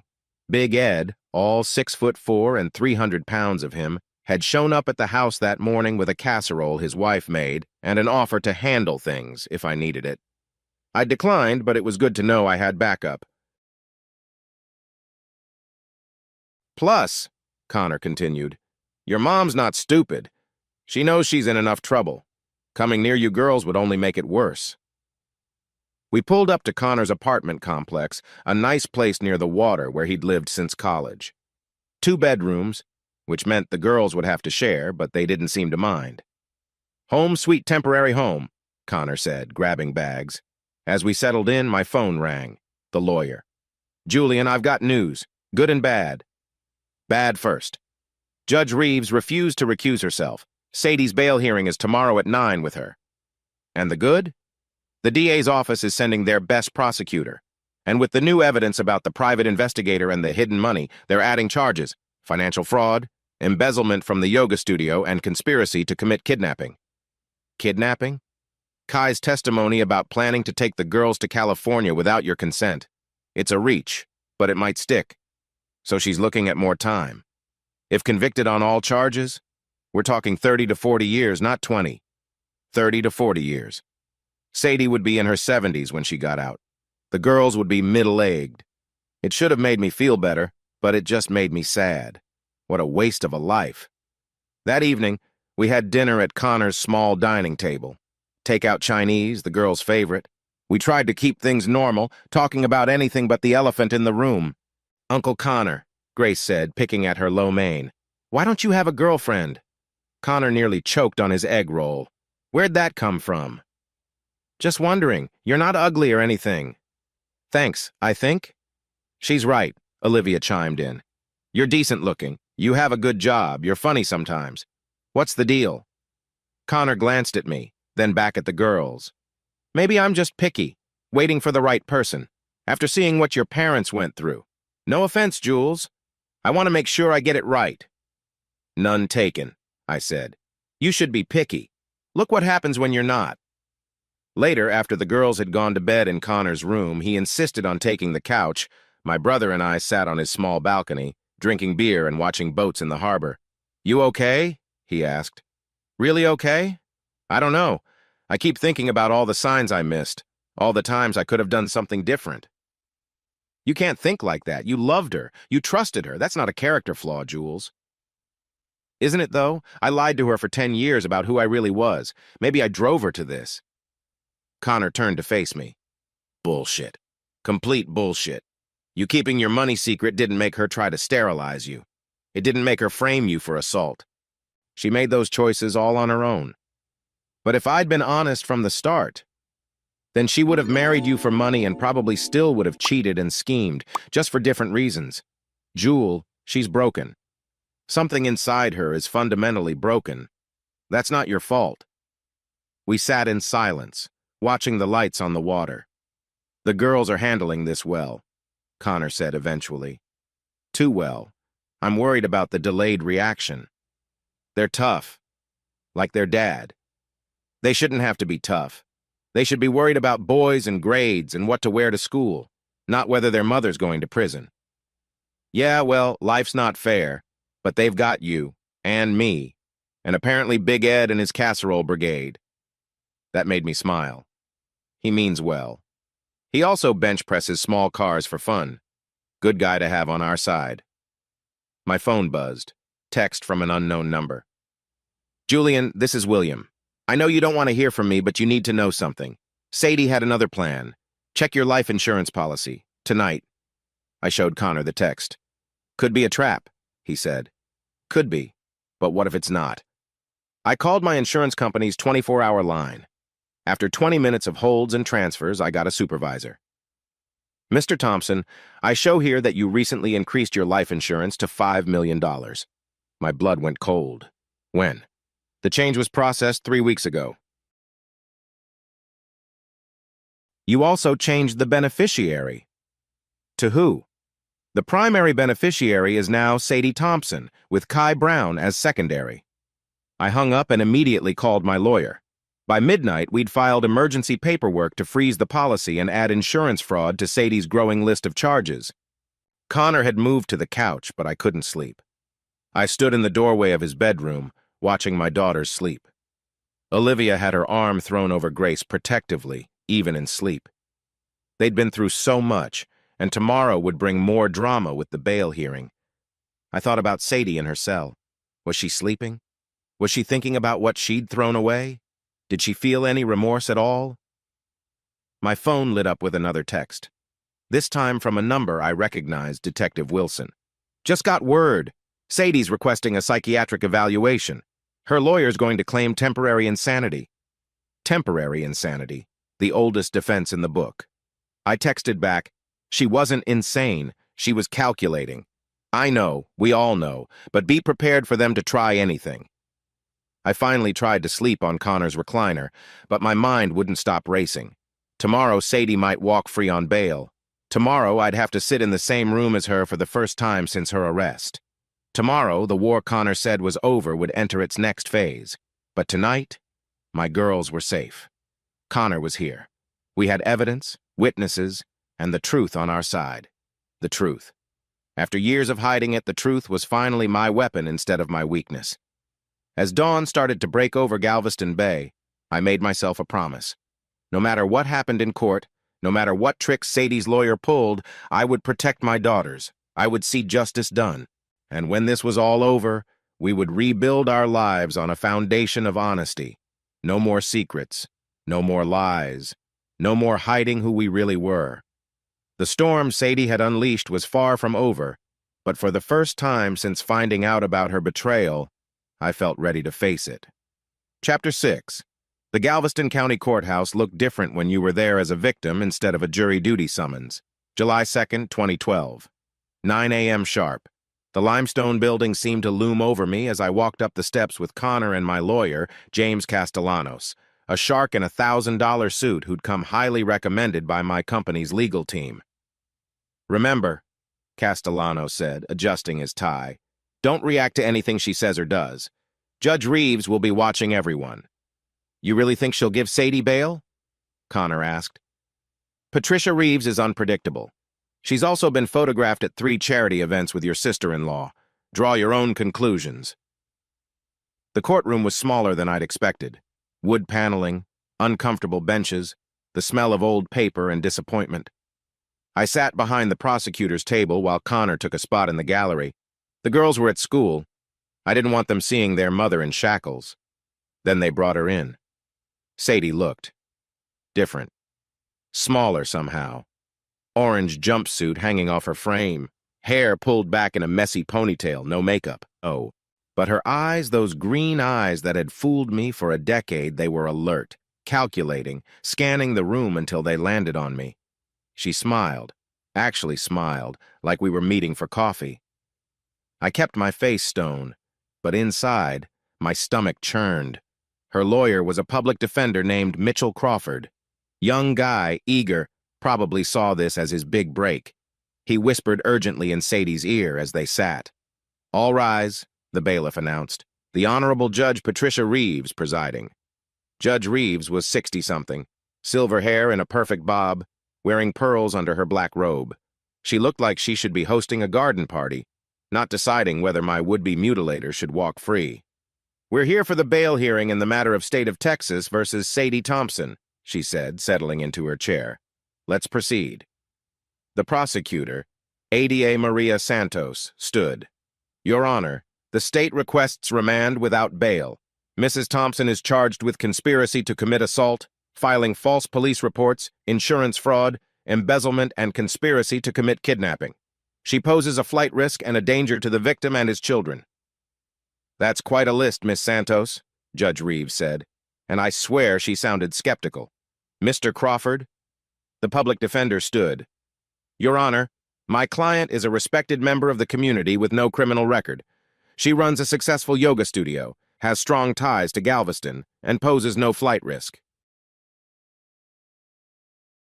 We request reasonable bail." "Mrs. Thompson," the judge said, "do you understand the charges against you?" Sadie stood, hands clasped in front of her. "I do, Your Honor, and they're all lies." Santos objected immediately. "Your Honor, this isn't the time for—" "I'm being framed," Sadie continued, her voice breaking. "By my husband. He's the one with secrets. He's been hiding money, lying about who he is. When I found out, he did this to me." I gripped the edge of the bench so hard my knuckles went white. Castellanos put a warning hand on my arm. "Mrs. Thompson, you'll have your chance to present a defense at trial," Judge Reeves said. But she was looking at me now, curious. "Your Honor," Santos said, "I'd like to present evidence relevant to bail consideration." "Proceed." Santos laid it out methodically. The fake doctor, the attempted sterilization, the false assault allegations, the embezzled money, the insurance fraud. With each piece of evidence, Sadie's face got paler, but she kept that damned smile. "We also have this," Santos said, introducing the emails between Sadie and the private investigator. showing Mrs. Thompson was actively investigating her husband's finances while planning these crimes. Objection, Crawford said. Relevance to bail? It shows premeditation and motive, Your Honor. This wasn't a crime of passion or temporary insanity. This was calculated.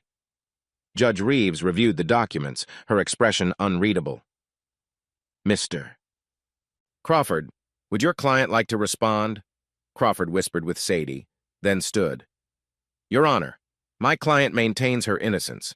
Furthermore, we'd like to present Dr. Jennifer Huang, a psychiatrist who evaluated Mrs. Thompson yesterday. A woman in a navy suit took the stand. After being sworn in, she adjusted her glasses and began. Mrs. Thompson is suffering from acute stress disorder with dissociative features. In my opinion, her recent actions were the result of a psychotic break brought on by discovering her husband's deceptions. What deceptions? Santos asked on cross. Mr. Thompson has been hiding significant wealth throughout their marriage. When Mrs. Thompson discovered this, the betrayal triggered a mental health crisis. I wanted to scream. She was turning my secret into her excuse. Dr. Huang, Santos continued, did Mrs. Thompson tell you about her affair with William Garcia? She mentioned a friendship. A friendship? We have text messages of a sexual nature between them. I'm not privy to those. Did she mention her relationship with Kai Brown? She said Miss Brown was a troubled young woman who became obsessed with her. Obsessed? We have hotel receipts, credit card records showing gifts, romantic correspondence. Objection, Crawford said. We're not trying the case here. Sustained, Judge Reeves said. Let's focus on bail, Counselor. Santos wasn't done. Dr. Huang, in your professional opinion, is Mrs. Thompson a danger to others? Not if she receives proper treatment and medication. Was she receiving treatment when she conspired to sterilize her husband without consent? Objection. Withdrawn. Santos sat down, looking satisfied. Judge Reeves looked at me. Mr. Thompson, I understand you're the victim here. Do you have any statement regarding bail? Castellano stood. May my client address the court? Briefly. I stood, my legs shaky. Your Honor, I'm not here to vilify my wife. Despite everything, she's the mother of my children. But those children are daughters, they're terrified. They've seen their mother arrested, learned about her plans to hurt me, discovered her affairs. If she's released, I honestly don't know what she might do, not out of malice maybe, but desperation. I'm asking you to keep them safe, keep us all safe. Sadie's mask finally cracked. How dare you, she hissed. You lied to me for 10 years. Mrs. Thompson, the judge warned. He pretended to be poor. He let me struggle and scrape while he sat on millions, billions, and you want to talk about betrayal? That's enough, Judge Reeves said sharply. He's the fraud. Sadie was standing now, Crawford trying to pull her down. He's the one who should be in jail. He stole my life from me. He stole everything. The bailiff moved closer, hand on his cuffs. Mrs. Thompson, you will control yourself or be removed from this courtroom, the judge said. Sadie sat, breathing hard, her face flushed. The mask was off now. Everyone could see the rage underneath. Judge Reeves took off her glasses, cleaned them slowly. The courtroom was dead silent. This is a difficult case, she finally said. Mrs. Thompson, your ties to the community are strong. Your business, your home, your children, they're all here. Under normal circumstances, that would warrant reasonable bail. My heart sank. However, she continued, these are not normal circumstances. The evidence presented suggests a pattern of deception, manipulation, and escalating criminal behavior. The attempted involuntary sterilization alone is deeply disturbing.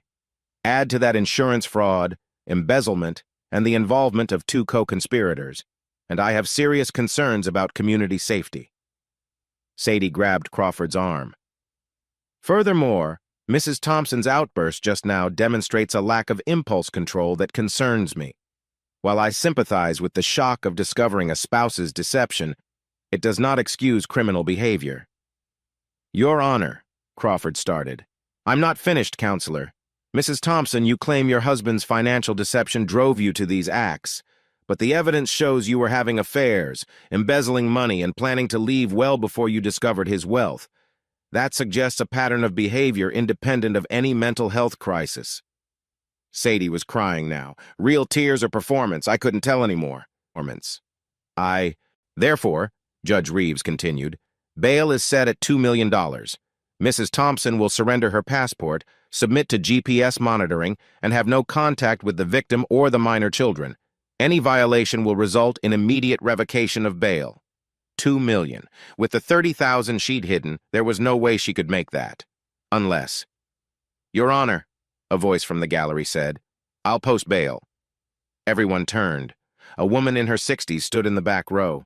Perfectly coiffed, designer suit, diamonds at her throat. Margaret Lawson, Sadie's mother. I hadn't seen her in 3 years. She'd never approved of me. Always thought her daughter could do better than a dock worker. Guess she was about to find out the irony of that. Mom, no! Sadie gasped. And you are? Judge Reeves asked. Margaret Lawson, Sadie's mother. I'll post the full amount. Mom, please. Be quiet, Sadie, Margaret snapped. You've done enough damage. Santos stood. Your Honor, we object to... On what grounds? Mrs. Lawson has the right to post bail for her daughter. We request 48 hours to verify the source of funds. Granted. Mrs. Lawson, you'll need to provide financial documentation to the court. Of course, Margaret said coolly. Court was adjourned. As they led Sadie out, she looked back at me one more time. No smile now. Just something that might have been regret. Or maybe I was imagining it. Outside the courthouse, Castellanos was optimistic. $2 million is higher than expected. And with the monitoring requirements, her mother's loaded, I interrupted. Old oil money. She'll make bail. Then we'll be ready. The restraining order is ironclad. She comes near you or the girls, she goes back to jail. Connor was pacing, agitated. This is bullshit. She tried to cut your balls off and she gets to walk around free? With an ankle monitor, Castellanos reminded him. Oh, great. An ankle monitor. I'm sure that'll stop her from hiring another fake doctor. My phone rang. The girls' school. Mr. Thompson? This is Principal Anderson. There's been an incident. My blood froze. Are the girls okay? They're fine, but there was a woman here claiming to be their grandmother, trying to get information about them. Security turned her away, but I thought you should know. Margaret, already making moves. Thank you. I'll be there in 10 minutes. I found Olivia and Grace in the principal's office, both looking shaken. Grandma Margaret was here, Grace asked. Why? It's complicated, baby. Is she trying to help Mom? Olivia's voice was hard. Probably. Then I don't want to see her. Me neither, Grace said. She always made Mom worse. More mean. Principal Anderson, a kind woman named Claire who'd known our family for years, offered to have security escort the girls to and from school. That's not necessary, I started. Yes, it is, she said firmly. These girls have been through enough. We'll keep them safe here. On the drive home, Connor's home, the girls were quiet. Finally, Olivia spoke. Dad, is Mom going to get out? Maybe, probably, but she can't come near us. There's a court order. Court orders are just paper, she said, sounding far too old for 16. It's more than that. If she violates it, she goes back to jail. If they catch her. They will. But even I didn't fully believe it. That evening, while the girls did homework, Connor and I met with a security consultant. By midnight, we had a plan. Security cameras at Connor's apartment, panic buttons for the girls, a GPS tracker for my truck. It felt like preparing for war. Margaret called while we were installing cameras. Julian, she said, voice dripping with disdain. We need to talk. No, we don't. I know what you are now, what you've been hiding. You're worse than Sadie. At least she didn't pretend to be something she wasn't for a decade. Your daughter tried to have me sterilized against my will. You drove her to it. Goodbye, Margaret. This isn't over. I'll get my daughter out, and I'll get my granddaughters away from you. Try it! I hung up, hands shaking with rage. Connor looked at me. We need to be ready for anything. I know. I mean it, Jules. These people are desperate. Desperate people do desperate things. That night, I couldn't sleep again. I stood on Connor's balcony, watching the harbor, thinking about how quickly life could change. A month ago, my biggest worry was Sadie's attitude. Now I was installing security cameras to protect my children from their own mother. My phone buzzed. Email from Castellanos. Margaret Lawson's funds checked out. Sadie will be released tomorrow at noon. Be ready. Ready. How do you get ready for your would-be abuser to walk free? How do you prepare your children to live in fear of the woman who gave birth to them? I went inside, checked on the girls one more time, still sleeping peacefully, unaware that tomorrow their mother would be free. I made a decision then. We couldn't live like this. Couldn't spend the next months or years looking over our shoulders, waiting for Sadie's next move. I pulled out my phone and called someone I hadn't spoken to in years, Marcus Rodriguez, the private investigator Sadie had hired. He answered on the third ring. Mr. Thompson, this is unexpected. You did good work for my wife. Want to do better work for me? I'm listening. I want everything. Every secret, every lie, every skeleton in Sadie and Margaret Lawson's closets. I want enough ammunition to bury them if they come after my girls. That's going to cost. Money's not an object anymore. Then you've got yourself an investigator. I'll start tonight. After hanging up, I felt something I hadn't felt since this all started. Control. Sadie thought she knew who I was now that my wealth was exposed. But she didn't know the most important thing about me. I was a father, and I would burn the whole world down to protect my daughters. Chapter 7, July 3rd, 2012, noon. I sat in my truck across from the county jail, watching the exit. Connor was beside me, drumming his fingers on the dashboard. The girls were safe at school with Principal Anderson personally keeping an eye on them. You sure you want to see this? Connor asked. I need to know what we're dealing with. At 12:07, the doors opened.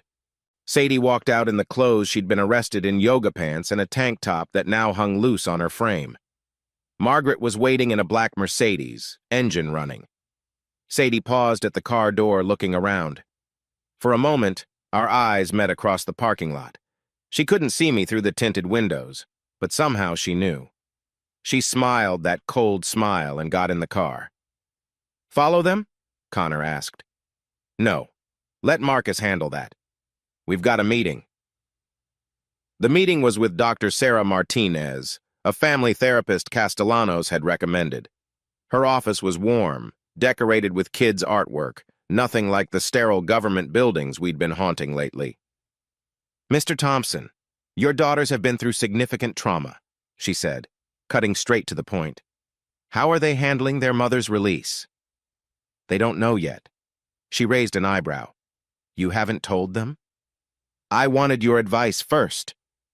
They need to hear it from you, not from friends or the internet. Be honest, but age-appropriate. Emphasize their safety. And Mr. Thompson, they need to start processing this. Both girls would benefit from therapy. They won't want to talk to a stranger about their mother. Then they talk to you, but they need to talk to someone. That afternoon, I picked the girls up from school myself. They knew something was wrong the moment they saw my face. She's out, isn't she? Olivia said. It wasn't a question. Yes. Grace went pale. Can she come get us? No, baby. There's a restraining order. She can't come within 500 feet of any of us. What if she does anyway? Grace's voice was small. Then she goes back to jail. We drove to Connor's in silence. As we pulled up, I noticed a familiar car parked across the street. Marcus Rodriguez, already on the job. He gave me a subtle nod. Inside, I showed the girls the new security measures. The cameras, the panic buttons, the reinforced locks. This is insane, Olivia said. We're living like we're in witness protection. It's temporary, I assured her. Is it? Because Mom's trial isn't for months. Are we supposed to live like this until then? She had a point.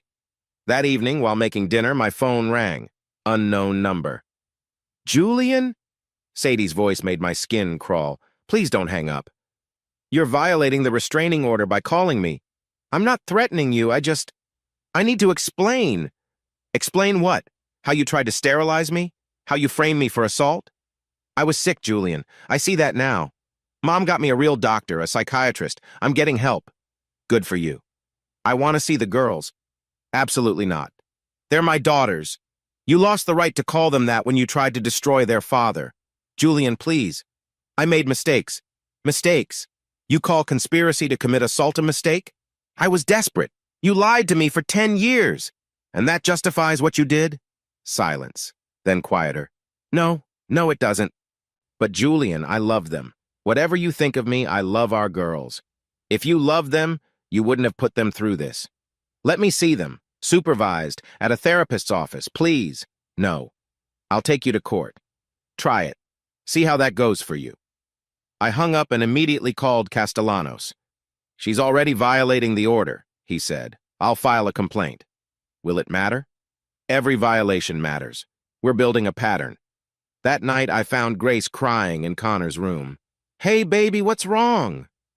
I miss Mom, she said through tears. Not the mom who did those bad things. The mom who used to braid my hair and make pancakes on Sundays. Where did that mom go? I held her while she cried, not having any good answers. How do you explain to a 13-year-old that maybe that mom never really existed? Olivia appeared in the doorway. She's manipulating you, she told Grace harshly. Olivia? No, Dad, Grace needs to understand Mom's not sick. She's not confused. She's a liar who got caught, and now she's trying to make us feel guilty. That's enough, I said. Is it? Because someone needs to tell Grace the truth. I know the truth, Grace shouted. I know what Mom did, but I can still miss who she used to be. She was never that person. It was all an act. Girls, stop. I pulled them both close. You're both right. It's okay to miss the good times, Grace, and it's okay to be angry, Olivia. There's no right way to feel about this.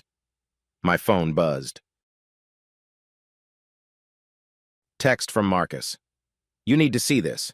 Check your email. I waited until the girls were asleep to check. Marcus had sent photos from that afternoon. Sadie and Margaret at a restaurant with a man I didn't recognize. Young, expensive suit, briefcase. New lawyer, Marcus's email explained. Robert Sterling from Houston, high-profile family law attorney, specializes in custody battles, very expensive, very good. So Margaret was funding a custody fight. I forwarded everything to Castellanos. His response was immediate. We need to talk. Tomorrow morning. I met Castellanos at his office at 7 a.m. He looked worried. Sterling is bad news, he said without preamble. He's gotten custody for worse parents than Sadie. How? She's facing criminal charges. Innocent until proven guilty. And with her mother's money backing her, she can drag this out for years. Meanwhile, she'll petition for visitation, then partial custody, gradually normalizing her presence in the girls' lives. Over my dead body. That's what I'm afraid of. He leaned forward. Julian, she's desperate. Desperate people do desperate things. You need to be very careful. What are you saying? I'm saying that if something happens to you, who gets the girls? The question hit like cold water. Connor, I guess. I need to update my will. Do it today. And Julian? Consider taking the girls somewhere safe until the trial. You mean leave Galveston? I mean disappear. You have the resources. I thought about it on the drive back. We could go anywhere.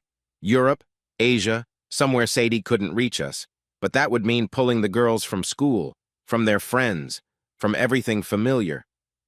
Running felt like letting Sadie win. When I got back to Connor's, there was a process server waiting. Julian Thompson? Yeah. He handed me papers. You've been served. Emergency custody petition.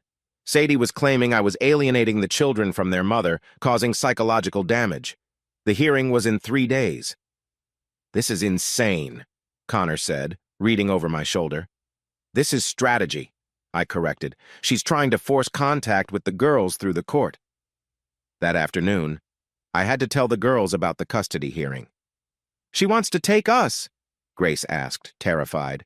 She wants visitation. The court won't give her custody while criminal charges are pending. But they might make us see her. Olivia's anger was back. Maybe. But you'll have a chance to tell the judge what you want. I want her to leave us alone, Olivia said flatly. Grace was quiet, conflicted. That night, Marcus called with more intelligence. Sadie's been to 3 different doctors in 2 days, all psychiatrists. She's shopping for diagnoses, building a mental health defense. For the criminal trial and the custody case. If she can prove she was mentally ill but is now getting treatment, it helps both cases. Is Margaret paying for all this? Margaret's doing more than paying. She's got connections. One of those psychiatrists is her personal friend from the country club. Of course. There's more. William Garcia reached out. Says he has information you need. Wants to meet. Absolutely not. He says it's about Sadie's other plans. Things she didn't tell the police. I thought about it. William was scum, but he might have useful intelligence. Set it up. Somewhere public. Have someone watch my back. The meet was at a Denny's near the highway. William looked rough, unshaven, clothes wrinkled, the cocky doctor persona completely gone. He was out on bail but wearing an ankle monitor. You've got 5 minutes, I said, sliding into the booth across from him. Sadie's planning something, he said without preamble. I don't know what, but she called me yesterday. She called you? Isn't that violating her bail conditions? From a burner phone. She wanted to know if I'd kept any of our correspondence. And? I told her the police had everything. She got angry. Said I'd ruined everything, that she had to go to Plan C now. Plan C? That's what scared me, the way she said it, like she'd been thinking about it for a while. Why are you telling me this? William looked me in the eye for the first time. Because I'm going to prison. Because my medical career is over.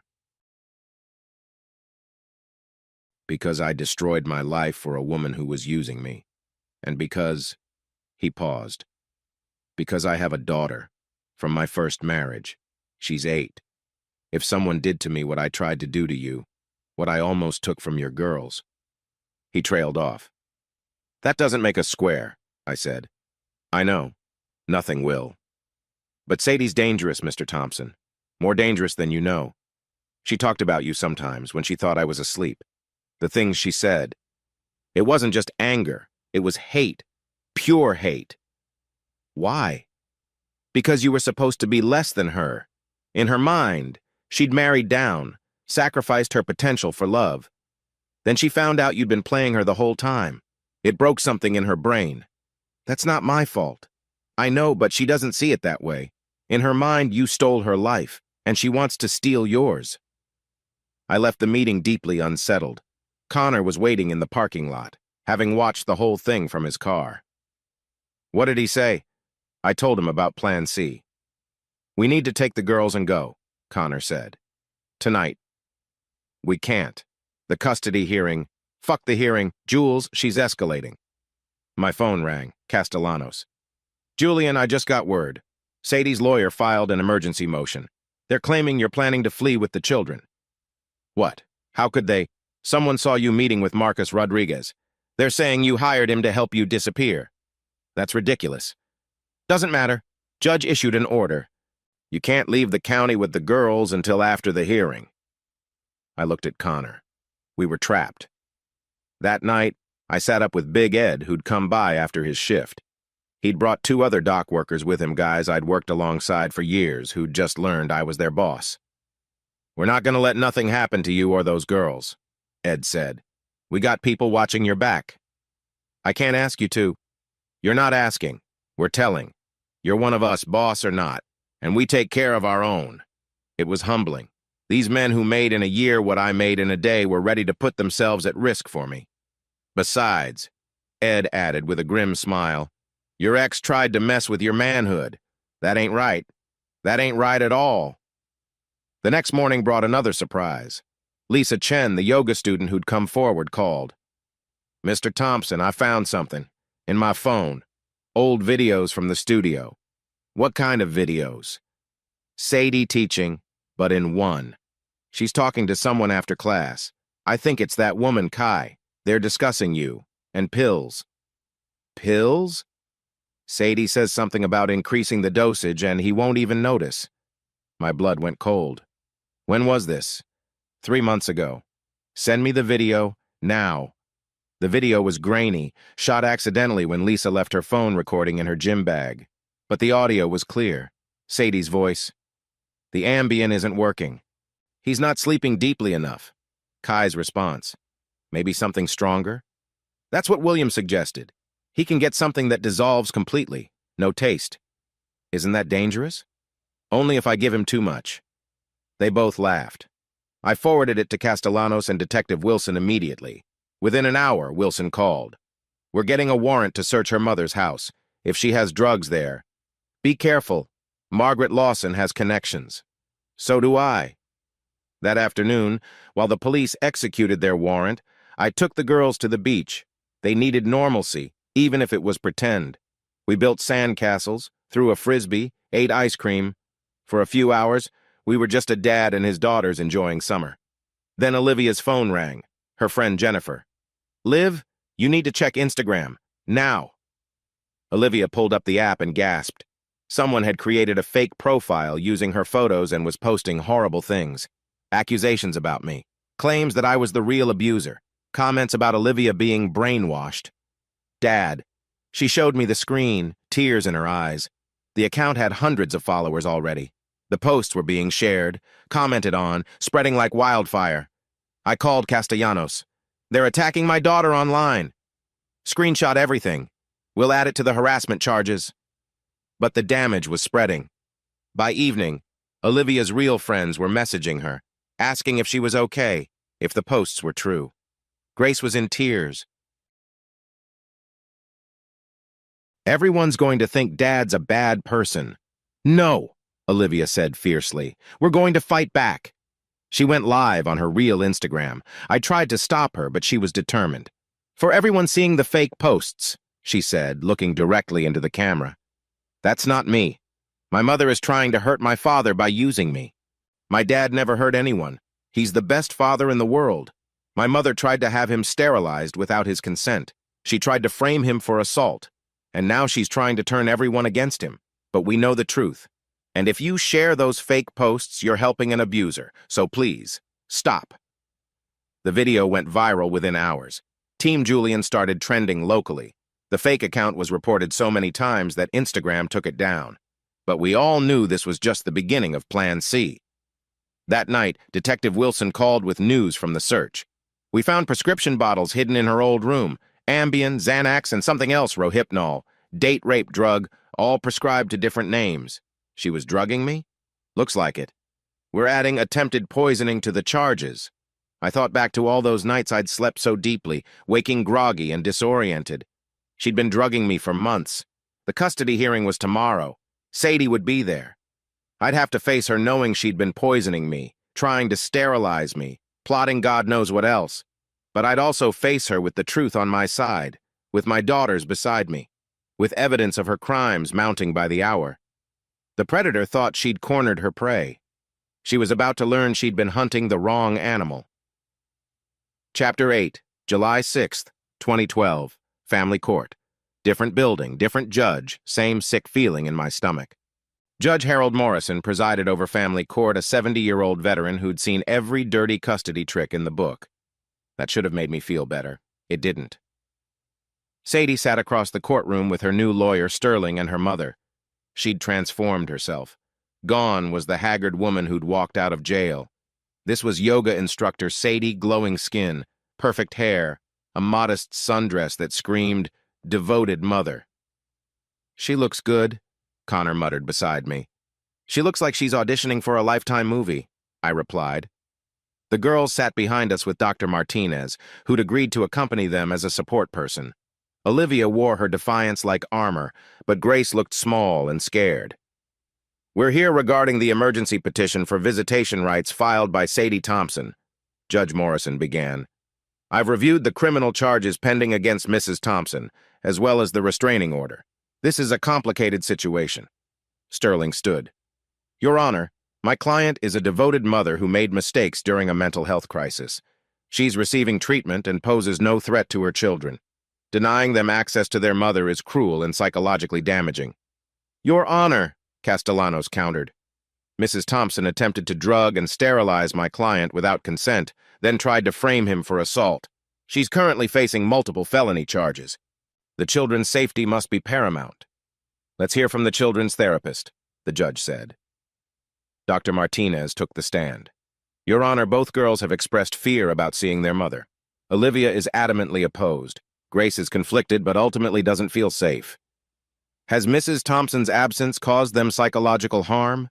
Less than her presence would at this time. They need stability and safety to process the trauma.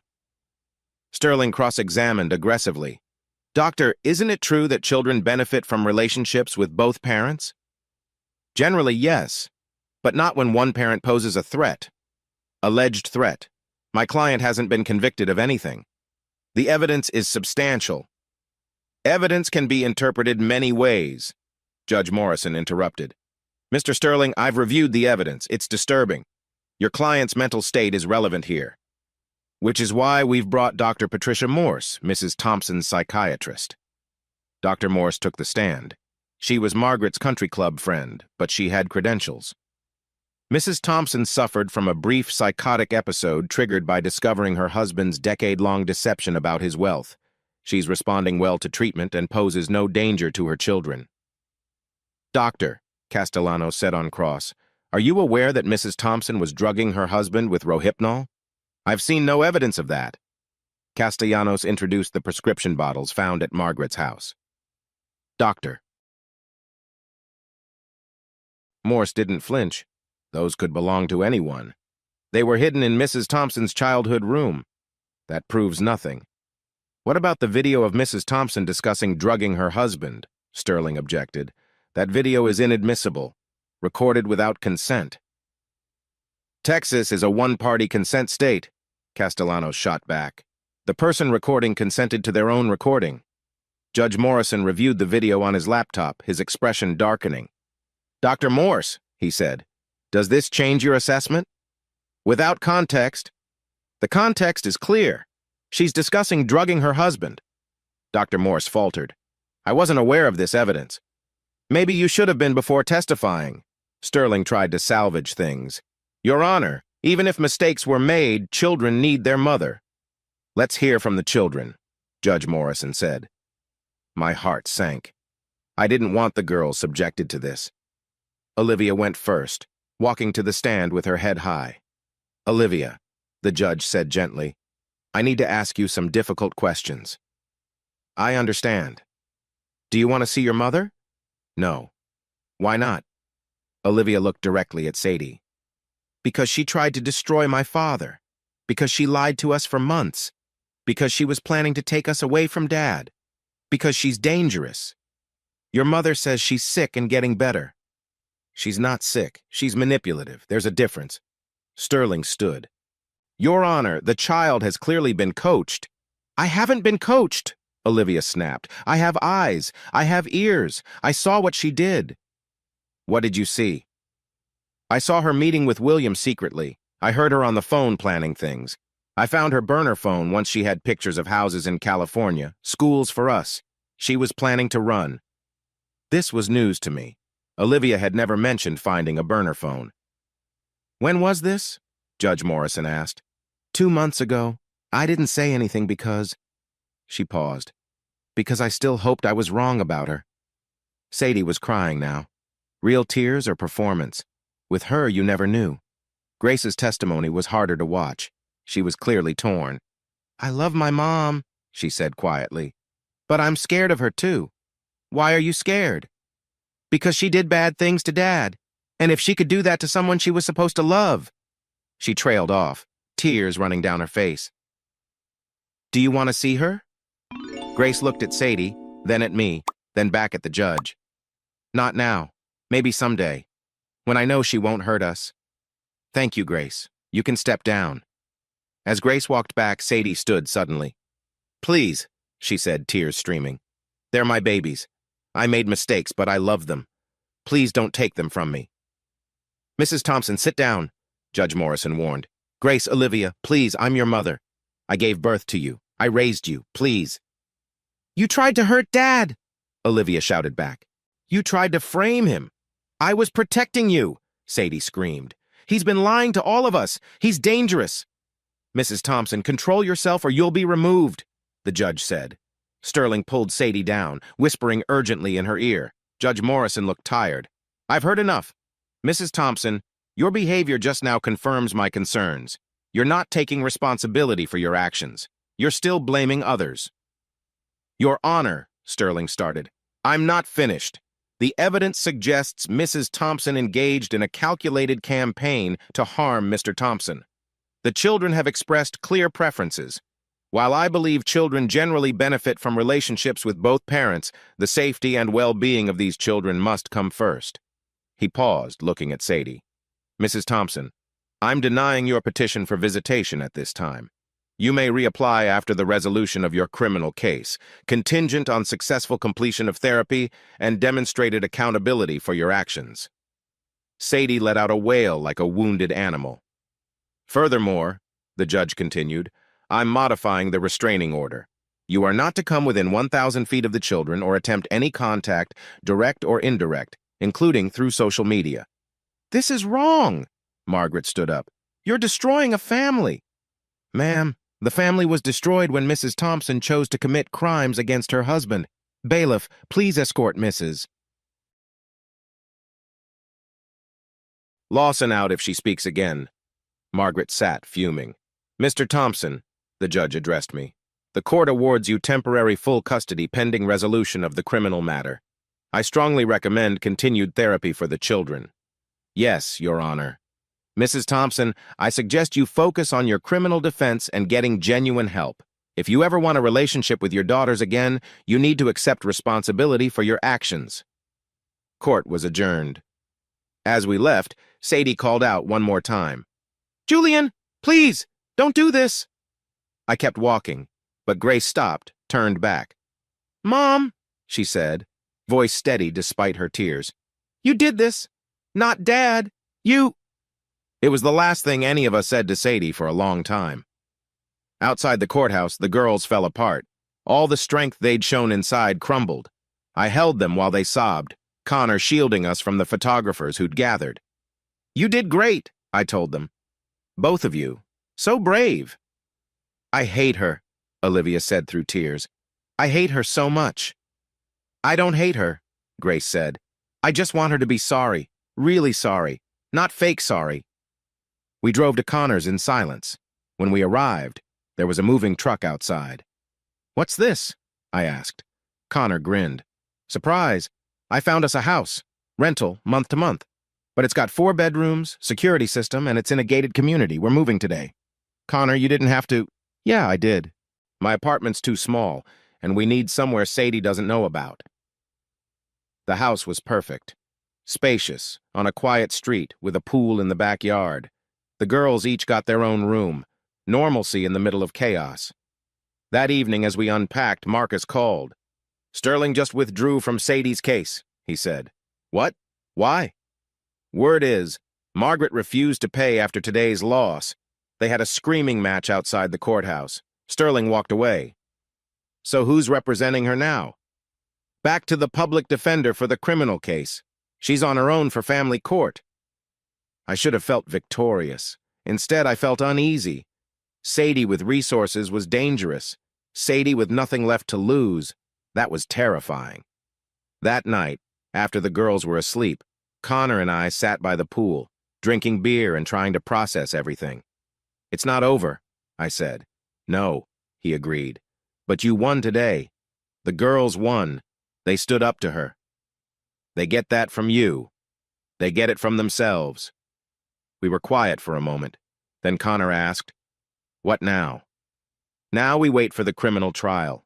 We try to give the girls a normal summer, and we stay vigilant. Plan C? Whatever it is, we'll be ready. But as I went to bed that night in our new safe house, I couldn't shake the feeling that we weren't ready. That whatever Sadie was planning, we wouldn't see it coming. The war wasn't over. We just won a battle. And sometimes that's when the enemy gets desperate enough to do something unthinkable. Chapter 9. The morning they arrested Sadie started like any other Texas summer dawn, humid, heavy, with storm clouds building over the Gulf. June 28, 2012. I wasn't there when they took her, but Connor's neighbor, Mrs. Rodriguez, filmed the whole thing on her phone. I watched it later, and even knowing what Sadie had done, seeing her in handcuffs made something twist in my chest. "This is a mistake!" she screamed at the gathering crowd. "My husband set me up! He's the criminal!" But Detective Wilson just kept reading her rights, his face carved from stone. Behind Sadie, they were loading Kai into another cruiser. The younger woman was sobbing, shoulders shaking. William had already been transported. They'd grabbed him at a motel 2 towns over where he'd been hiding like the coward he was. I was at Connor's rental house with the girls when my phone rang. Wilson's voice was all business. "It's done. All 3 in custody. Thanks for letting me know. Mr. Thompson, you'll need to come to the station this afternoon. The DA wants to go over your testimony for the trial." After I hung up, I found Olivia and Grace in the living room, still in their pajamas, watching the news. The arrest was already playing on the local morning show. They'd blurred Sadie's face, but we knew it was her. "Dad?" Grace's voice was small. "Is it really over?" I sat between them on the couch, pulling them close. "The criminal part's just beginning, baby. But yeah, the worst is over. She can't hurt us anymore." Olivia leaned into me. "What happens now? Now we rebuild, and we tell the truth, all of it." That afternoon, while the girls stayed with Connor, I met with Ada Maria Santos. She was a force of nature, 5 feet of controlled fury in a business suit. "Mr. Thompson, your wife's crimes are extensive. Attempted assault, conspiracy, fraud, false reporting. We're looking at serious time." "How serious?" "If convicted on all counts, 20 to 30 years. The number hit me like a physical blow. My daughters would be in their 30s before their mother got out." "I need you to understand something," Santos continued. "This trial is going to get ugly. Your wife's going to paint you as the villain. The hidden wealth, the deception her lawyer will use it all. Let them. I'm done hiding." She studied me. "Good. Because I need you to testify. Not just about the crimes, but about everything. The jury needs to understand who you really are." That evening, I sat down with Castellanos, my divorce attorney, in his office overlooking the harbor. The sunset painted everything gold, but I felt no peace. "Julian, we need to file immediately. With the criminal charges, custody will be straightforward. I want it done right. No shortcuts that she can challenge later." "Understood. There's something else, your wealth.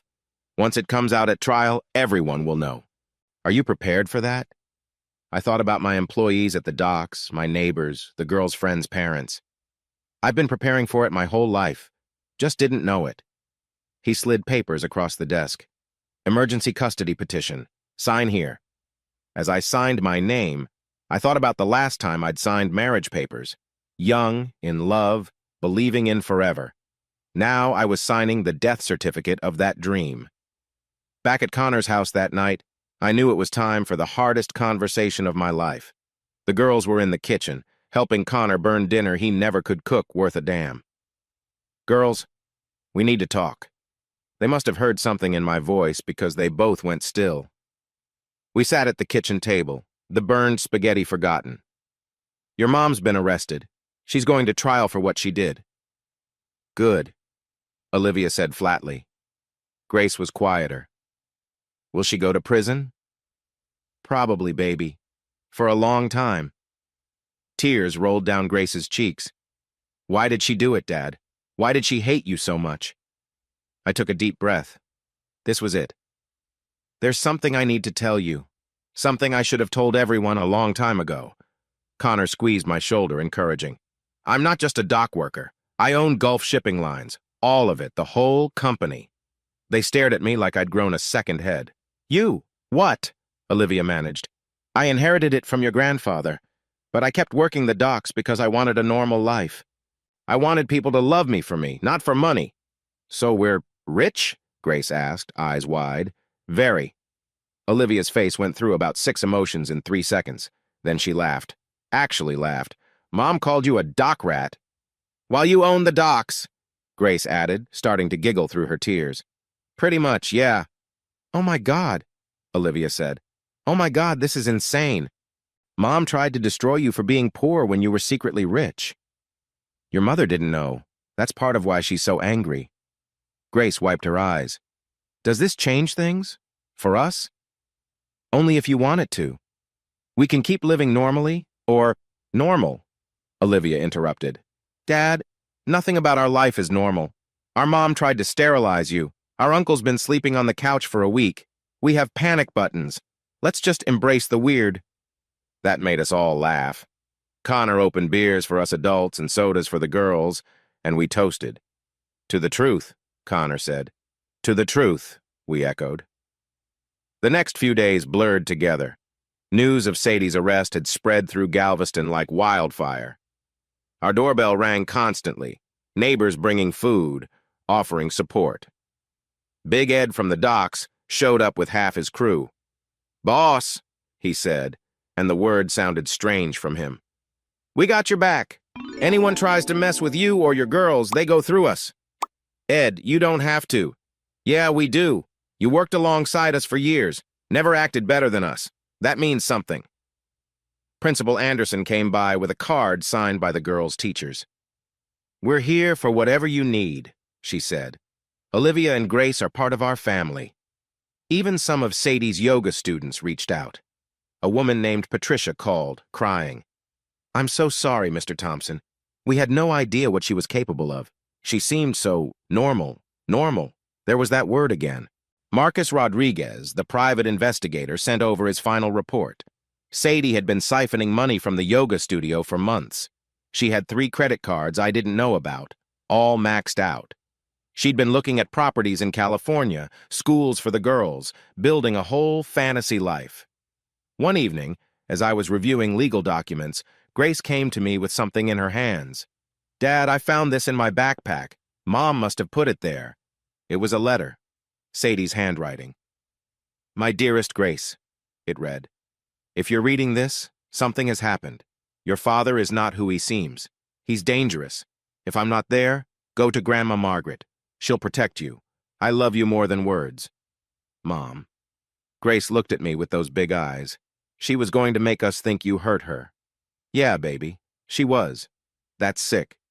Your mom's not well, Grace. Maybe she never was."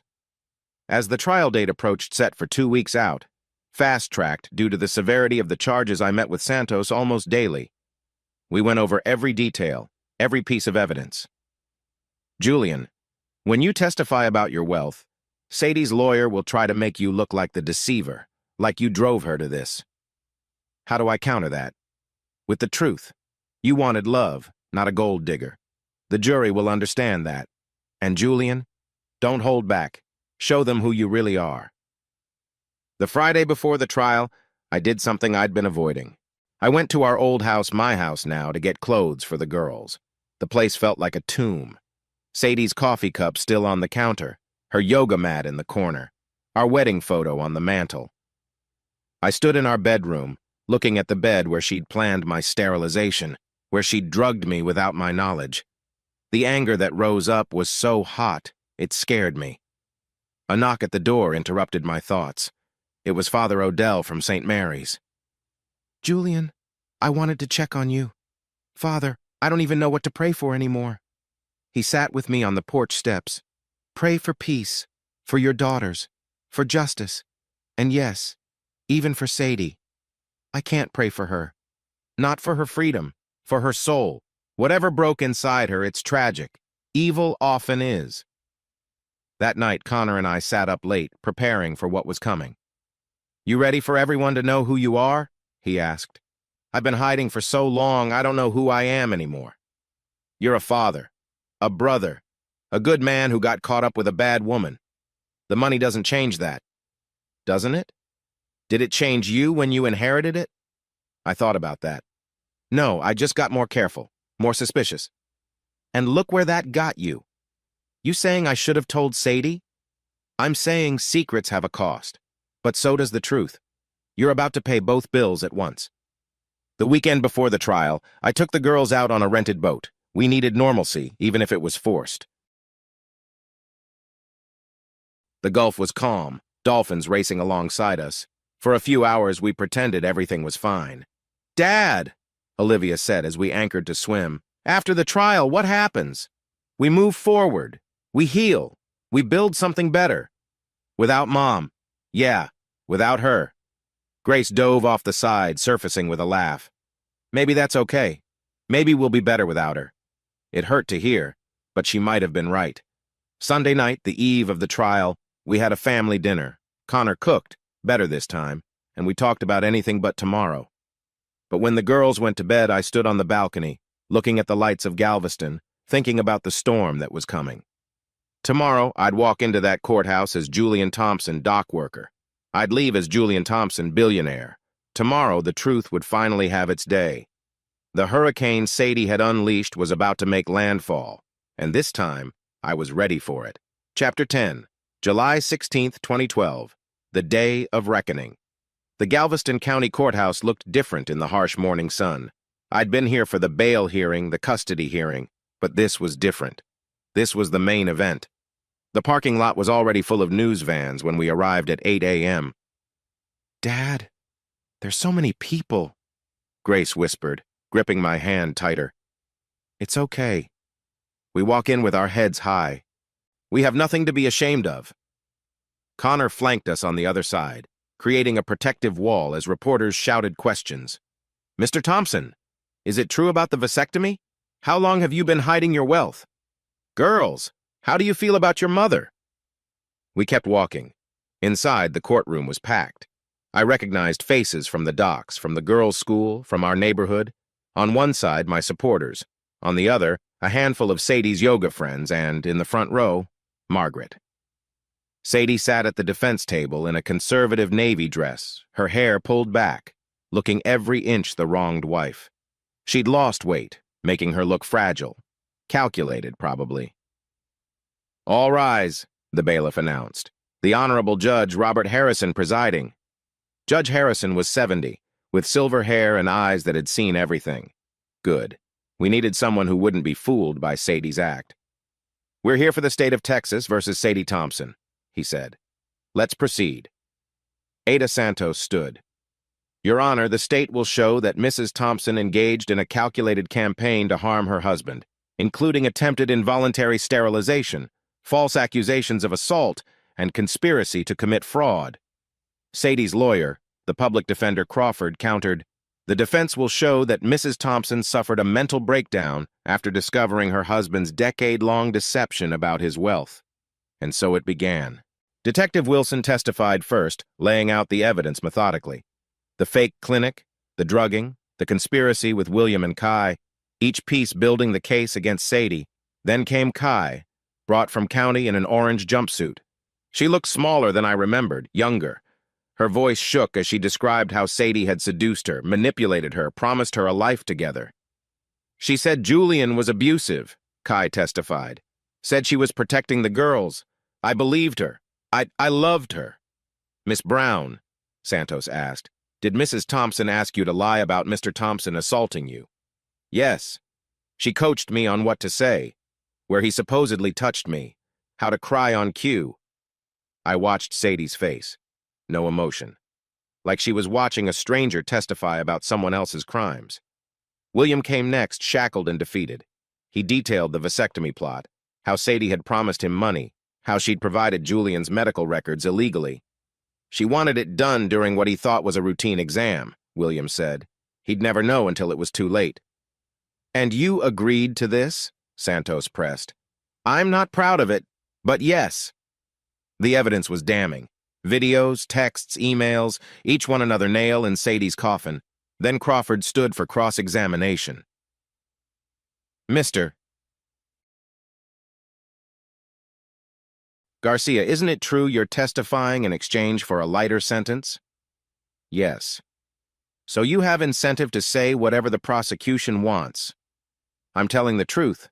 Your version of it."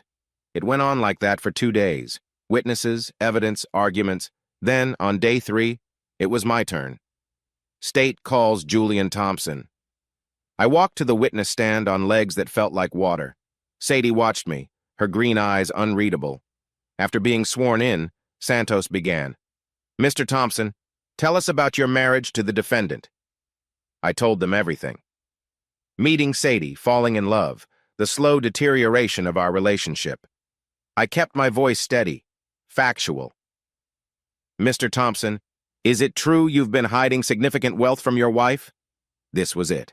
"Yes, I own Gulf Shipping Lines. I have since before I met Sadie." Gasps rippled through the courtroom. I saw Big Ed's jaw drop. Some of my dock workers looked at each other in shock. "Why did you hide this?" "My father built this company. When he died, he told me money was like a magnet. It attracts everyone, good and bad. I wanted to find someone who loved me, not my bank account. And you believed Mrs. Thompson loved you for yourself? I did. For years, I did. When did that change? I looked at Sadie. When she started calling me a dock rat, when she complained about my job, my smell, my lack of ambition, when she started having affairs. Objection!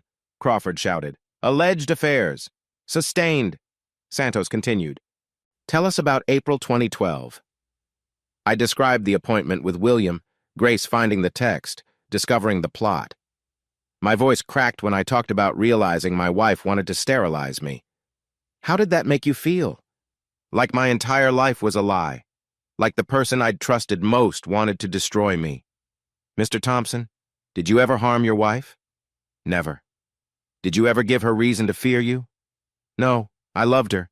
Despite everything, I loved her. Then came Crawford's cross. He stood slowly, like a predator stalking prey. Mr. Thompson, you lied to your wife for 10 years. I withheld information about my wealth, yes. You let her struggle financially while sitting on billions. We never struggled. I provided everything she needed. But not what she wanted. She wanted status. I couldn't give her that while maintaining my privacy. So you deceived her. I protected myself. From your own wife. Apparently I needed to. That got a few chuckles from the gallery. Judge Harrison gavelled for order. Mr. Thompson, Crawford continued, isn't it possible your deception drove Mrs. Thompson to desperate measures? I leaned forward. Counselor, I lied about money. She tried to take my ability to have children. She tried to frame me for assault. She tried to take my daughters. There's no equivalence there. But if she'd known about your wealth, she would have married me for it. And probably still would have cheated and schemed, just for different reasons. Crawford tried for another hour, but I held firm. The truth was my armor now. Finally, it was time for my victim impact statement. Judge Harrison nodded for me to proceed. I stood, pulling out the paper I'd written and rewritten a dozen times. Then I folded it up and spoke from the heart. Your Honor, I've made mistakes. I kept secrets I shouldn't have. But I've learned that there are two kinds of lies, those told out of fear and those told out of malice. I lied out of fear. Fear of being used, of being valued only for money. Sadie lied out of malice. She wanted to hurt me, control me, destroy me. I turned to look at Sadie directly. You called me a dock rat, not knowing I owned the docks. You said I lacked ambition, not knowing I ran an empire. But here's what you really didn't know, none of that mattered. I would have given it all up for a real marriage, for honest love. Instead, you gave me betrayal. My voice rose. You tried to steal my future children. You tried to steal my freedom. You tried to steal my daughters. And for what? Because I wasn't the man you wanted me to be? Because I worked with my hands? Because I came home smelling like the sea instead of cologne? Sadie's mask finally cracked. She stood suddenly. You lied to me, she screamed. You made me look like a fool. Do you know what people said? Poor Sadie, married to a dock worker. While you were laughing at me, I never laughed at you. I loved you. You humiliated me.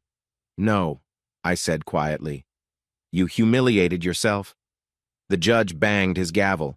Mrs. Thompson, sit down or you'll be removed. She sat, but her face was twisted with rage now. The real Sadie, finally visible to everyone. Closing arguments came next. Santos was brilliant, laying out the evidence like a story of escalating violence. Crawford did his best, arguing mental illness, temporary insanity, a woman pushed too far. The jury deliberated for 3 hours. When they filed back in, not one of them looked at Sadie. On the count of conspiracy to commit assault, guilty. On the count of filing a false police report, guilty. On the count of fraud, guilty. Guilty, guilty, guilty. Each verdict a hammer blow. Sadie didn't cry. She just stared at me with those green eyes, now full of hate. Sentencing was immediate. Judge Harrison didn't mince words. Mrs. Thompson, your actions were calculated, cruel, and showed a complete disregard for your husband's autonomy and your children's well-being. You manipulated multiple people to achieve your goals. You showed no remorse. He paused. I sentence you to 20 years in state prison. 20 years. The number echoed in the silent courtroom. Then chaos. Margaret screaming, reporters shouting, Sadie being led away in handcuffs looking back one last time. Our eyes met, and for just a moment, I saw the woman I'd married, confused, lost, broken. Then she was gone. Chapter 11. The courtroom emptied slowly, like air from a punctured lung. I stood there, feeling hollowed out. 20 years. My daughters would be adults when their mother got out. Olivia and Grace ran to me, both crying. I held them while cameras clicked and reporters shouted questions we didn't answer. "Is it over?" Grace asked against my chest. "Yeah, baby, it's over." But it wasn't. Not really. The legal part, sure. But the emotional aftermath was just beginning.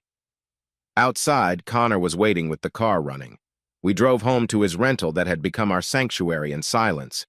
The girls went to their rooms, needing space to process. I sat on the couch, staring at nothing. "You okay?" Connor asked, handing me a beer. "I don't know. I thought I'd feel something, victory, relief, but I just feel empty." "You loved her, Jules.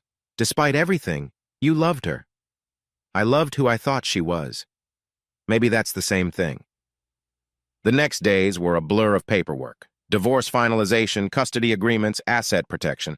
Castellanos handled most of it, but some things required my signature. "It's done," he said, sliding the final divorce decree across his desk. "You're a free man." Free. I looked at the paper, our names in cold legal type. 10 years reduced to a signature. "There's something else," Castellanos continued. "Sadie has no claim to any assets, but—" "I want to set up a trust," I interrupted, "for when she gets out. Nothing huge, just enough so she's not destitute." He looked at me like I'd grown a third eye. "After what she did? She's still the mother of my children. I don't want them carrying the guilt of their mother being homeless when she's released." "You're a better man than most, Julian." "No, I'm just tired of anger." The news coverage was relentless. Secret billionaire's wife sentenced to 20 years. The dock worker who owned the docks. Galveston's most shocking betrayal. I had to change our phone numbers. Reporters camped outside Connor's rental. The girls couldn't go to school without being mobbed. But the community support was overwhelming. Big Ed organized a protective detail of dock workers who escorted us everywhere. Principal Anderson arranged home tutoring until things calmed down. Even people I didn't know sent cards, letters, offers of help. One afternoon, Father Odell stopped by. "How are you holding up, Julian?" I'm trying to figure out how to explain this to my daughters. How their mother could do this.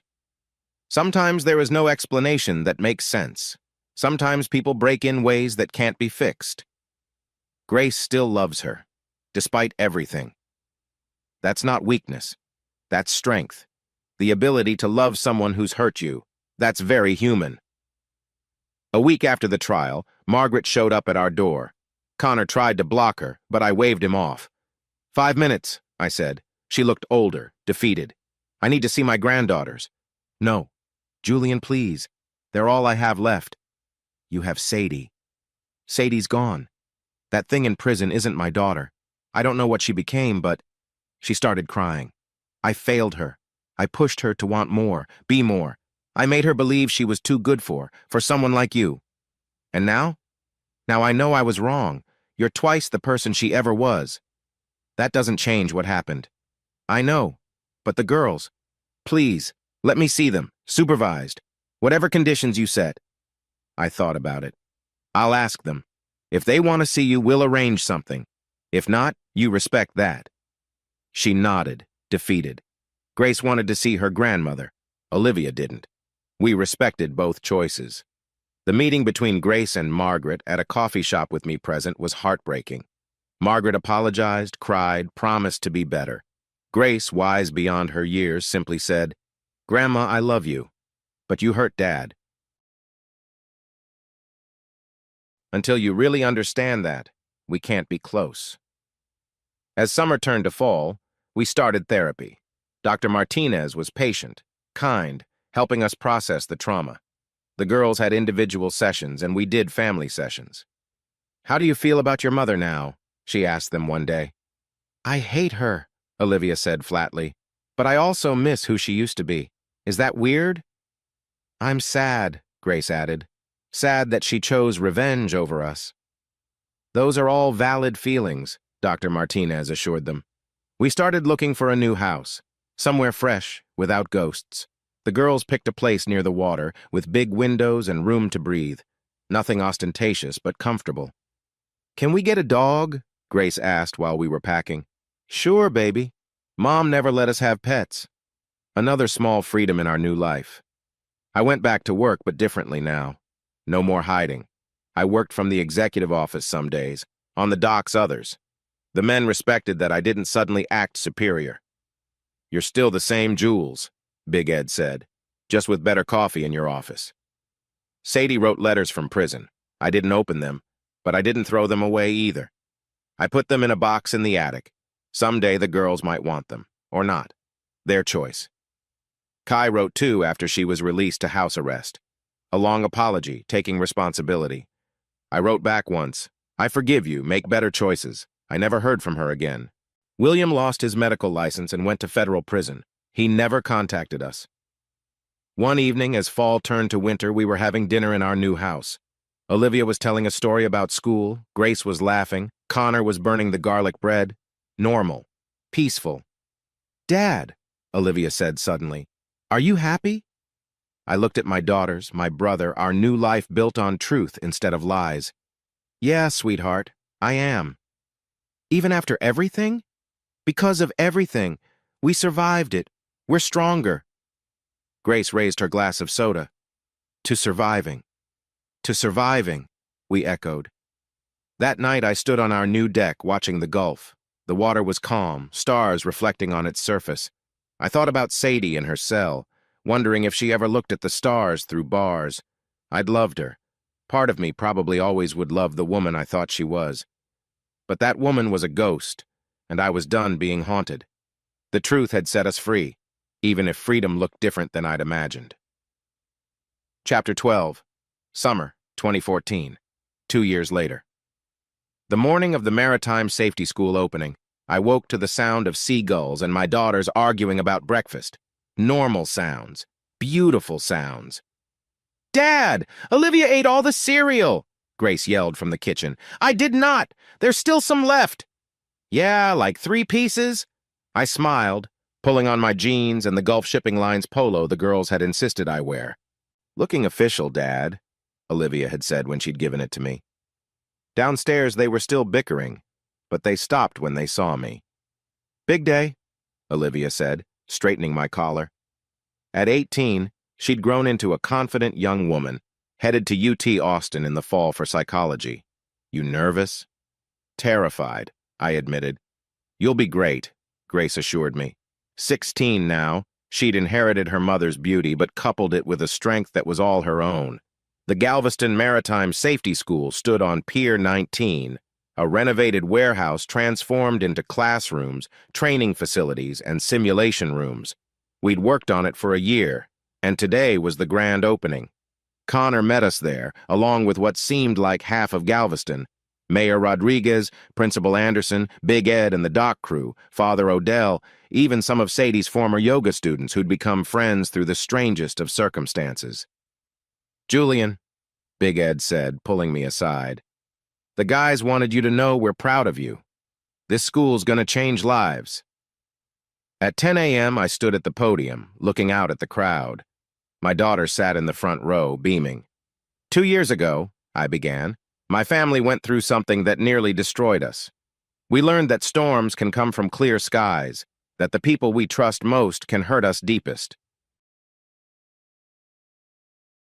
But we also learned that truth, like the tide, always returns. I talked about the school's mission-free training for anyone wanting to work the docks safely, scholarships for maritime careers, ethics courses alongside technical training. The sea doesn't care about your secrets, I said. It only cares that you respect it, understand it, work with it honestly. That's what we'll teach here. When I finished, the applause was thunderous. But what got me was Olivia stepping up to the microphone. I want to say something, she announced, and the crowd quieted. My father taught me that falling down doesn't define you, getting up does. 2 years ago, our family fell hard, but look at us now. She gestured to the school, to me, to Grace. My mother tried to destroy my father with lies, but he responded with truth, with generosity, with this school that will help hundreds of people. That's the man who raised me. That's why I'm proud to be Julian Thompson's daughter. There wasn't a dry eye in the house. After the ceremony, as people toured the facility, Grace found me on the dock behind the school. Dad, can I ask you something? Always. Do you ever think about Mom? I'd been waiting for this question. Sometimes, do you? Yeah, I wonder if she's sorry, really sorry, not just sorry she got caught.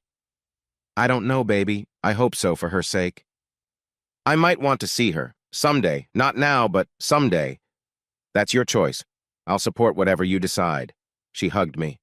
Thanks for not making me hate her. Hate's too heavy to carry, Grace. Life's lighter without it. That evening, we had a celebration dinner at the house Connor, the girls, and a surprise guest, Marcus Rodriguez, the private investigator. I wanted to apologize, he said, for working for your ex-wife. You were doing your job. Still, I'm glad justice was served. He handed me an envelope. This might interest you. Inside were photos from his surveillance after the trial. Sadie's mother, Margaret, visiting the prison. The two of them through glass, both crying. Margaret holding her hand to the partition, Sadie matching it on the other side. They've reconciled? I asked. Seems so. Margaret visits every week. Good. Everyone needs someone.